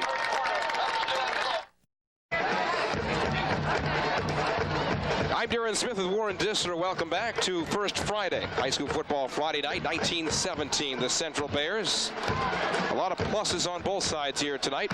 Right now, Bears lead it by 2. Like I said, the Bears have led about 90% of this game. Mark Wagner, 15 carries, 159 yards. I don't know if that's a record for Mater Dei, but you probably almost have to go back into the mid-80s and one Pete Emmerich, who was probably the last major yard gainer for Mater Dei. Went out to Air Force. I don't think he's stuck out there. Warren, you've been doing your homework, huh? I've got Stan Gerard sitting next to me. I see. You could have just claimed it to be your own. No one would have known. I remember Pete Emmerich, though. I just know the name. 2nd and 6, 12 on the clock, 1917, the Central Bears. So Central and Memorial, or Mater Dei rather. Why did Memorial slip in there? Central and Mater Dei meeting up for another good one. 1 point separated the two a season ago. Right now 2 points in favor of the Bears. 1917, 2nd and 6. Put it in the air. First call that way for Andy Effinger. Best it's worked for Andy Effinger to the 27-yard line and a first down. Effinger caught that what looked like it was set up to be a screen pass off the play action. Had a choice of either trying to go wide, but instead he turned it up the middle away from the speed of the cornerbacks for Central, and in doing so picked up the first down. Clock running, 11:40 here to go in the fourth quarter. And yeah, just very happy to have a great close ball game like this on our opening night. Tomorrow night, Jeffersonville takes on Harrison. Which gives Mater Dei some breathing room. Ball marked at about the 27. Gable, he threw 2 last year. Actually, he threw 3. 2 of 3. That didn't work. He was looking, I think. There was no room, and Central all over him. Brim in on that one. A couple others who move in, create a problem. Daniel Diekman is right there. The big kid in the back is Reggie Moore. I mentioned big kid 280, the sophomore. They showed that play earlier in the first quarter, but he missed it, and everybody thought that it was a fumble. It was a fumble. He picked it up and lost some yardage on it. But that's the double pass. They've shown it now. I doubt if we'll see it again. Big center Luke Snyder around the territory, 6'2", 200 pounds into the last. 2nd and 10 here for the Mater Dei Wildcats. 10:45 here to go in the fourth. 1917 if you're joining us late on this Friday night. That is Central by 2 over Mater Dei. Sweep to the outside. Mac Wagner to about the 31-yard line. Tell you what, Jerome Bell, the nose guard for Central, left following the previous play. Walked off the field under his own power, but looked like he might be hurt. If Mater Dei spotters see that, they may want to run something right up the middle here. Maybe a draw play. But it's obviously 3rd and long. It would be a passing situation, but Bell is out of there. Like I said, I think Central's got one of the top 3 defensive units in the city this year. 10th year head coach Mike Owen, 49-34. In it tonight, looking for win number 50, 49-24. Welcome to season number 10 for Mike Owen, his son's senior year. A lot of traffic there, almost picked off again. Daniel Diekman looking for his 3rd. If we were going to have an offensive star of the game like we did last year, Diekman would have to be highly considered, don't you think? Well, that time Nick Mayer found himself playing the defensive player because that ball was headed right for the hands of Diekman. Almost another interception, but Mayer got in there and broke it up. Clock stop, 9:53, 4th and 7, so Central's going to get it back. 2 backed up inside the 40, far side. That is Heath Powers. He won't be a bad receiver either. They'll use him a little bit later on this year. And Jimmy Klusmeyer, Powers to the outside. Another high kick, not the best of. They'll get a bounce here. Going to bounce to about the 40-yard line, the 39, where Central begins first down and 10. 1917, 9:43 here to go in the fourth quarter. Plenty of time for Central to extend their lead here. They get on the board. That means that Mater Dei is going to have to score 2 times. They have to score a touchdown if they get a field goal. They don't. 31-yard punt on the last. And 1st and 10, we move the other way here on the 39-yard line. Again, up next for the Central Bears, Wrights at Central. Next Friday night, 2 weeks from tonight, they have the Castle Knights. Memorial for Mater Dei next Saturday night at Enloe, and North 2 weeks from tonight. Touchdown and a PAT would probably put it away for Central at this point in the game. Would force Mater Dei to score twice. Getting late, 9:20, mostly a running time. Here's Brim to the 50-yard line and a first down. Ball they'll be resting now in Mater Dei territory. Mater Dei's defense always been known to bend but not break.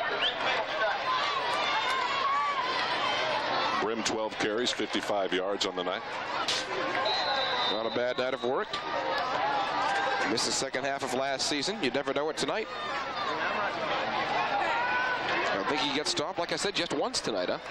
He's found the holes and has done quite well. Yeah, 55 yards for James Brim right now. 9 minutes showing in the fourth. Wideouts either side. Klusmeyer, top of the screen. Keep it down on the ground, and what works? Here's Brim.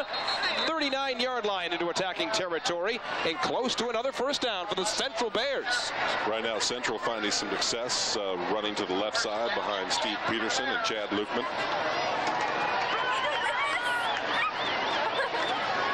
Davies back in the lineup. He also makes things happen as a lead blocker out of the backfield.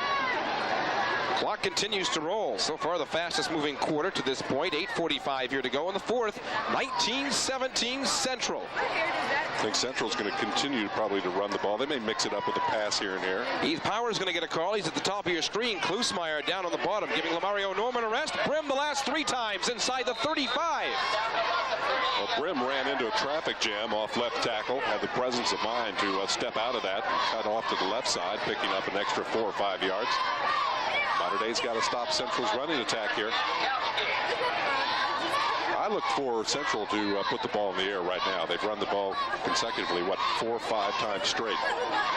May catch Mater Dei napping. Brim going to sit this play out. Gain 7 on the last. Inside of 8. Second down and 3. Heath Powers again to the top of your screen. He's been in the last couple of plays. Owen going to try for the 3 himself. The keeper trying to get to the 30. Didn't quite get there. So third and about 1.5 coming up here for the Bears. Well, that's shades of John Leidy at Castle High School a year ago. That was a very important play in their playbook. You talk about coaches and their sons. I think Andy Owen and Mike Owen don't live football 24 hours a day. Sure they do. Even in the off season. Andy's good at several other sports, but even in the off season. Third down, 1 here to go. Some confusion on Mater Dei's defense on their alignment on the line. This is a big play. Out of the shotgun, or out of the wishbone. Chanua Farmer to the 26-yard line. That is good for a Central Bears first down. And what the Bears are also doing here with this ground game, not only does it work, it also chews some of that clock up. They're not passing anymore. They're trying to come in or move in for the kill, if you will. They're up by 2. They go up by some more here, and some time is running off. Like I said, this quarter is rolling along a lot faster than the other 3. Central showed something there that Mater Dei did not expect, lining up in the wishbone. Some confusion on the defensive line for Mater Dei. Clock continues to roll. With it. The way you defense the wishbone is you mirror it right back at them. First and 10. Spread out wishbone, almost a straight T here. Ball here on the 27. Put it back in. Chanua lost the ball. Has to pick it up at the 40, run back and lose the whole bunch. All the way back to the 50-yard line. They're going to mark the ball where his forward progress ended at about the 47-yard line instead of the 49 in their own territory. Mater Dei crowd doesn't like that. Gable was all over him. Dan Gable, what did I tell you about him? Led the team in quarterback sacks last year. That obviously not a quarterback sack, but he also had 56 tackles a season ago, 17 of those for a loss. Loss of 20 yards. Second and 31 here for the Bears. On your side, the great arm of Andy Owen. I think we're going to see it here, if not here later. Facing 2nd and 30. I think that the game plan here will probably be to try and get that back in about 10 to 15-yard chunks. A little down and out patterns, somewhere between the 40 and 35, maybe what they may want to attack. Wide out, top of your screen. From the eye, you got Klusmeyer down below. Kept it on the ground. Brim, what a great fourth quarter for him. Down to the 35-yard line. Gained back 12, exactly what they wanted to do. I think everybody was thinking pass. On 3rd and long, I think you're thinking it here. And the Central running backs churning up some yardage now. Right back in, I expected this. Lamario Norman. Yeah, Jimmy Nellis on the outside on that last play, by the way. 16-yard gain. This is 3rd and 20. 5 minutes left here in a fast-moving fourth. 19-17, the Bears. Maybe not in 4-down territory here. If they get some yard gains here, they'll probably go for it. 4. Here's Owen, has some extra time, still has the ball, gonna scramble, no one to go to, taken down at the 30-yard line. Never go back to the original line of scrimmage. Credit the Mater Dei defense, they covered their assignments very, very well. 30-yard line, let's see what they're going to do here. I would think that they would probably go for it. Oh, I would. You might try a coffin corner punt to put Mater Dei deep in their own territory with 4.5 to go. You got confidence in your defense as well if it doesn't come through here. Time starting to get down to the low numbers. 4:10 now left. 4th and 13 you're looking at for the Bears. They have a 2-point lead, 19-17. Coming up on 4 minutes to play, and a big stance here for Mater Dei if they can hold on, or will the Bears continue? 9th play of the drive for the Bears. They've looked sharp. May take too much time here. They got to hurry this up. In motion. In motion is Lamario Norman. Norman cuts down through the middle. Going for Norman. Norman holds on. Didn't get the first down. A lot of running by Norman inside the 30. 28-yard line, 1st and 10. We move the other way. 3 minutes, 47 seconds. Plenty of time for Mater Dei. Nick Mayer with a leg cramp. Trying to pull it out by bending his toe. Flag on the play. I think Lamario Norman turned up field too early. Would be a procedure call. They'll refuse it, of course. Norman came in motion to the near side and looked like he turned up before the snap of the ball.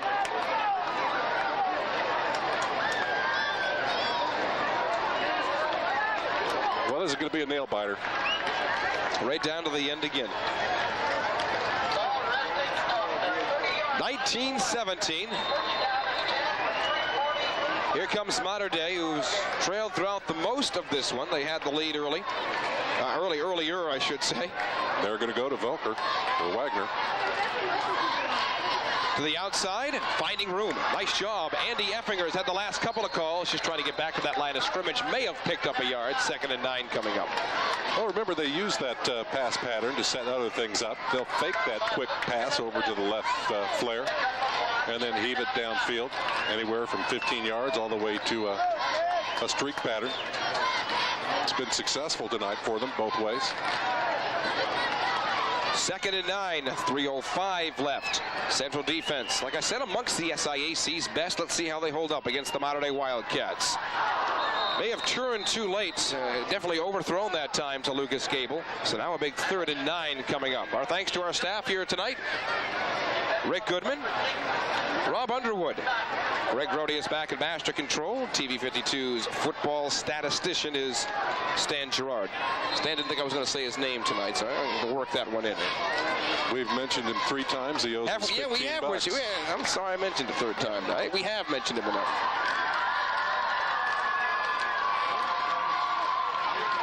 Third and 9. That is partially deflected and almost into the hands of the big guy. Well, Reggie Moore could taste that one. He would have been at the 20 and kept on going. He would have had one kid to beat. Instead, it's 4th and 9. A decision time for Mater Dei with 2:54 left. I think you punt the ball here. I'm not going to second guess Frank Will or Mike Gable.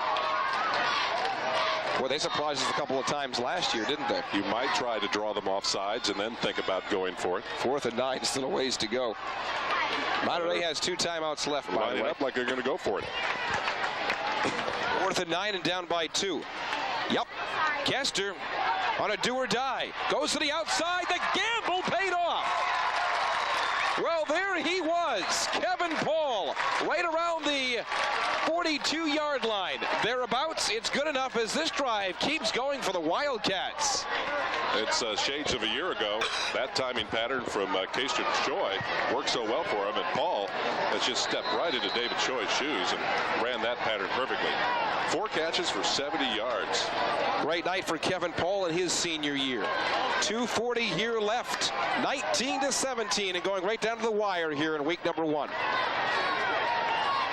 3 split to the outside for Kester. Kester trying to go to Nick Mayer. Did he have it? He trapped it. Yep. Maybe Mayor disagreeing. You hear the Mater Dei fans in front of us. It seems like a Mater Dei get-together here. We are right in front of the Mater Dei fans, and they've come out to support their team very well tonight, as have the Bears. You say road games, but they're not far, and both these crowds did a great job here in week number 1. Well, Central's defense is going to make Mater Dei play perfectly down the stretch if they're going to pull this one out. Wagner has not touched the ball in this series. 2nd and 10 might be a good opportunity, maybe on a draw or that counter, but they're not set up to run the counter right now. 2:27 here left. They'll put it back on the ground. This kid's had a great night. It's Mark Wagner. Wagner into attacking territory. Stopped at the 43. He wanted to get up and run some more at the dead ball. Second effort doesn't count once you're down. Great call. This is those games, and I think this is said too much. First down here for the Wildcats. We say this a little bit too much, but going without a huddle. This is one you hate to see anybody lose. 176 yards for Wagner right now. First down and 10, 2:15 left. Cats down by 2. Couple of interceptions on the night, and that one was the closest in the 4th quarter. You catch that, and that's your game for the Central Bears, and you can lay back and wish you had that one back. It was so close. He may be a little injured, I think, too. Ball slightly underthrown. Intended for Paul. Maybe he twisted an ankle. I didn't see what happened. He was a tough kid. I'm not the only one who says it. I said, Owen said it earlier in the paper this week. Out goes Klusmeyer just for a second. Here comes the 8th play of the drive for the Wildcats. It'll be 2nd down and 10 with 2:11 here left in the 4th quarter. Our score, 19-17 Central. Well, let's see if they don't go right at the replacement. 3 split bottom of your screen. I say Kester goes to the air here. There's the counter. Fake the handoff. It went up the middle. Here's Wagner. Wagner to the outside. Here goes Mark for the touchdown. And Mater Dei has their 2nd lead with 2 minutes, 1 second left. Came down to Wagner versus Mark Owen, or Andy Owen. Owen came in replacing Klusmeyer, who limped off the field, and results in 6 points. Mater Dei with the lead. Shades of a year ago, but a different score. A lot of different score. 23-19 now. 43-yard touchdown run. 70-yard drive. It took 8 plays. It is Wagner into the end zone. And like I said, Mater Dei has their 2nd lead at 23-19. 2:01 an eternity with the great Central offense still aboard. Well, Andy Owen's a competitor. He's over there on the sideline. He knows that the results of this game now squarely rest on his shoulders when he gets back in. The quarterback of the Central Bears. They're going for the deuce here. Look for our first 2-point conversion of the 95 season. Kester has 3 to the outside. So a flag on that one. If it's against Mater Dei, they're going to go for 1. Delay a game. Or so you would think. May buy him some more room to work with. 23-19, Mater Dei back on top of the Central Bears. Well, they wanted the 2 there because that would have given them a 6-point spread. And Central has had difficulty with the PAT. Would have probably forced Central to go for 2 if they score. Would have ended up in a tie if they would hold Central after another score. They're going to go for it again. Kester gives him some more room to work with, as it does those looking to grab it in the end zone. They'll go and throw it well ahead, moving up. Not enough for Kevin Paul. Actually, that's the great coverage of Daniel Diekman. I've called this kid all night. And Wagner now 18 carries, 219 yards on the night. I said, boy, was I off. I was just guessing at a point. I said Wagner would probably pass his ground yardage in week number 3. He is about 15 yards from passing it in week number 1. 52 carries last year for Wagner, 232 yards, and already 219 on 18 carries here tonight. And a 43-yard touchdown run for Wagner, 70 yards in 8 plays on that drive. Here come the Central Bears with 2:01 left, and what a great week number 1 it has been. Oh, I love it when it's like this. Back and forth we go. Football, football.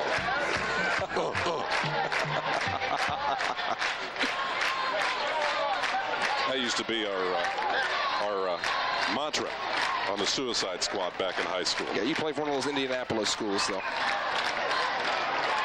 Kick on the ground, picked up on the outside, trying to work your way around. Daniel Diekman to about the 32-yard line. So here come the Central Bears. Andy Owen to lead them in with 1:57 left. 23-19, the Bears trail, 1st and 10 here. Loss of 2 or 3 yards by Diekman after he picked that ball up. I'll tell you what, there are some Central players that are hobbled. I've yet to see any Mater Dei players injured in the game. That becomes very important in the weeks to come. Mater Dei can ill afford to lose anyone. Klusmeyer back in. Klusmeyer way to the top of your screen. Let's see what Owen does here on 1st and 10. 1:35 here showing, and the Bears trail 23-19. There's a flag on the play, maybe Norman a free play. up again. Up to the middle, about the 38-yard line. I said maybe, I didn't see it. To the 38-yard line, pass complete to Klusmeyer. Let's see what the flag is. Well, they had double coverage out on the right side on Klusmeyer, so they put Lamario Norman in motion to the right side, hoping that something would shake down over there on the right flat. You know, obviously we've seen some flags tonight here, Warren, but there were quite a few more last year at this time. Remember that one? Well, it's the second time Lamario Norman in motion appears to turn upfield before the snap of the ball. That's something they're going to have to work on. With all that speed, I don't think he needs the extra half second off the count. Anxious. He's going to be one of the best this year, Lamario Norman. Will negate the reception, and they'll march off 5 yards. Clock stopped. Exactly 90 seconds left in this one. Our score 23-19. See, I didn't see it. That's why I said I didn't see the last one. I was thinking maybe it was. So yeah, you and I missed our second call here. It's a big one. Is it ever a big one? So I'm trying to pick up exactly what we missed. Here I am blaming Lamario Norman for turning up field too quickly. He's blaming you right now for blaming him. That's the second one we've missed in week number 1. That's not bad. We've missed 2. Here come the Bears on the 46-yard line. They trail by 4. Andy Owen, a little bit of extra time, goes longer. Klusmeyer got a hand to it right there. The other number 20, that's Kevin Paul. He was there, hit him on the shoulder pads. That's about the worst place for a ball to come in and hit you.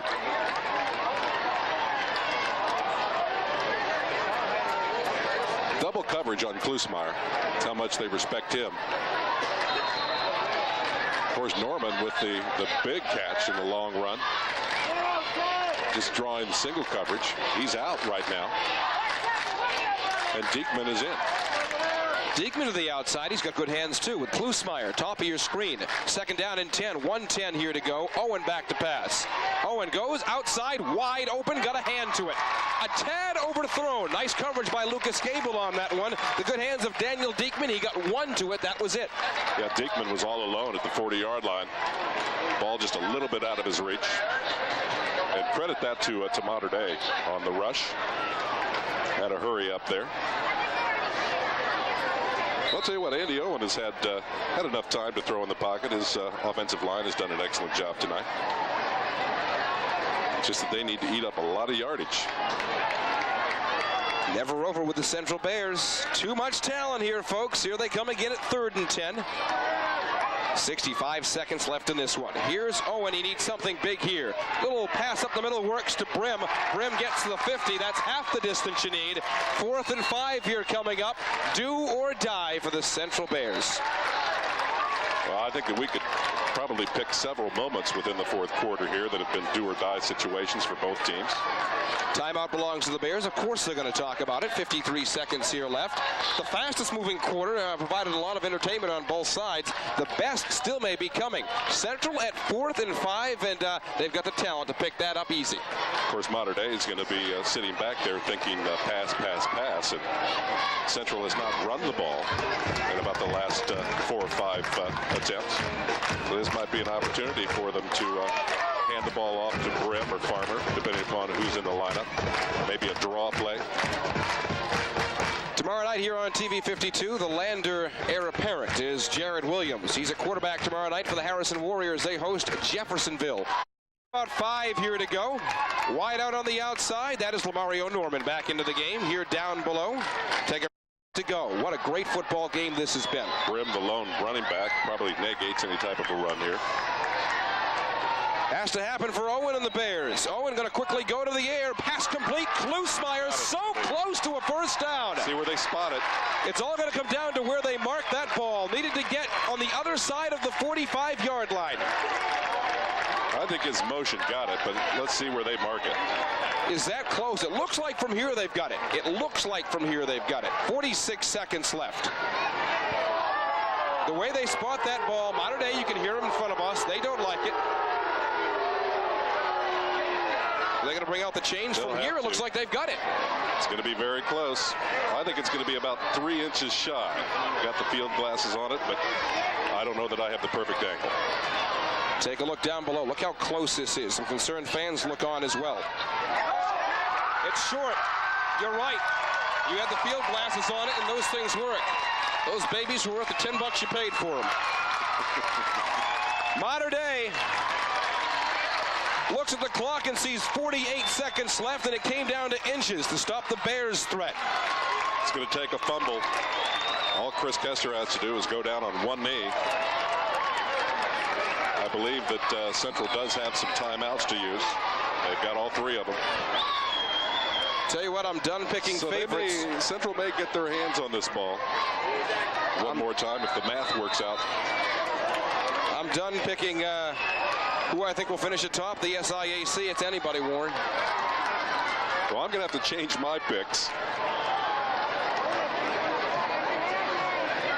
It's only week number 1, but what a football game we've seen here. Kester works some time off the clock. Come down on the knee that time. Modern Day is going to take week number 1 away from the Central Bears. Central calls timeout. Well, they took a lot of time calling that timeout, but I guess it's kind of futile. Tomorrow night, Jeffersonville and Harrison. 10:30 right here on WAZ tomorrow morning. I suppose we'll talk about this one, huh? 500.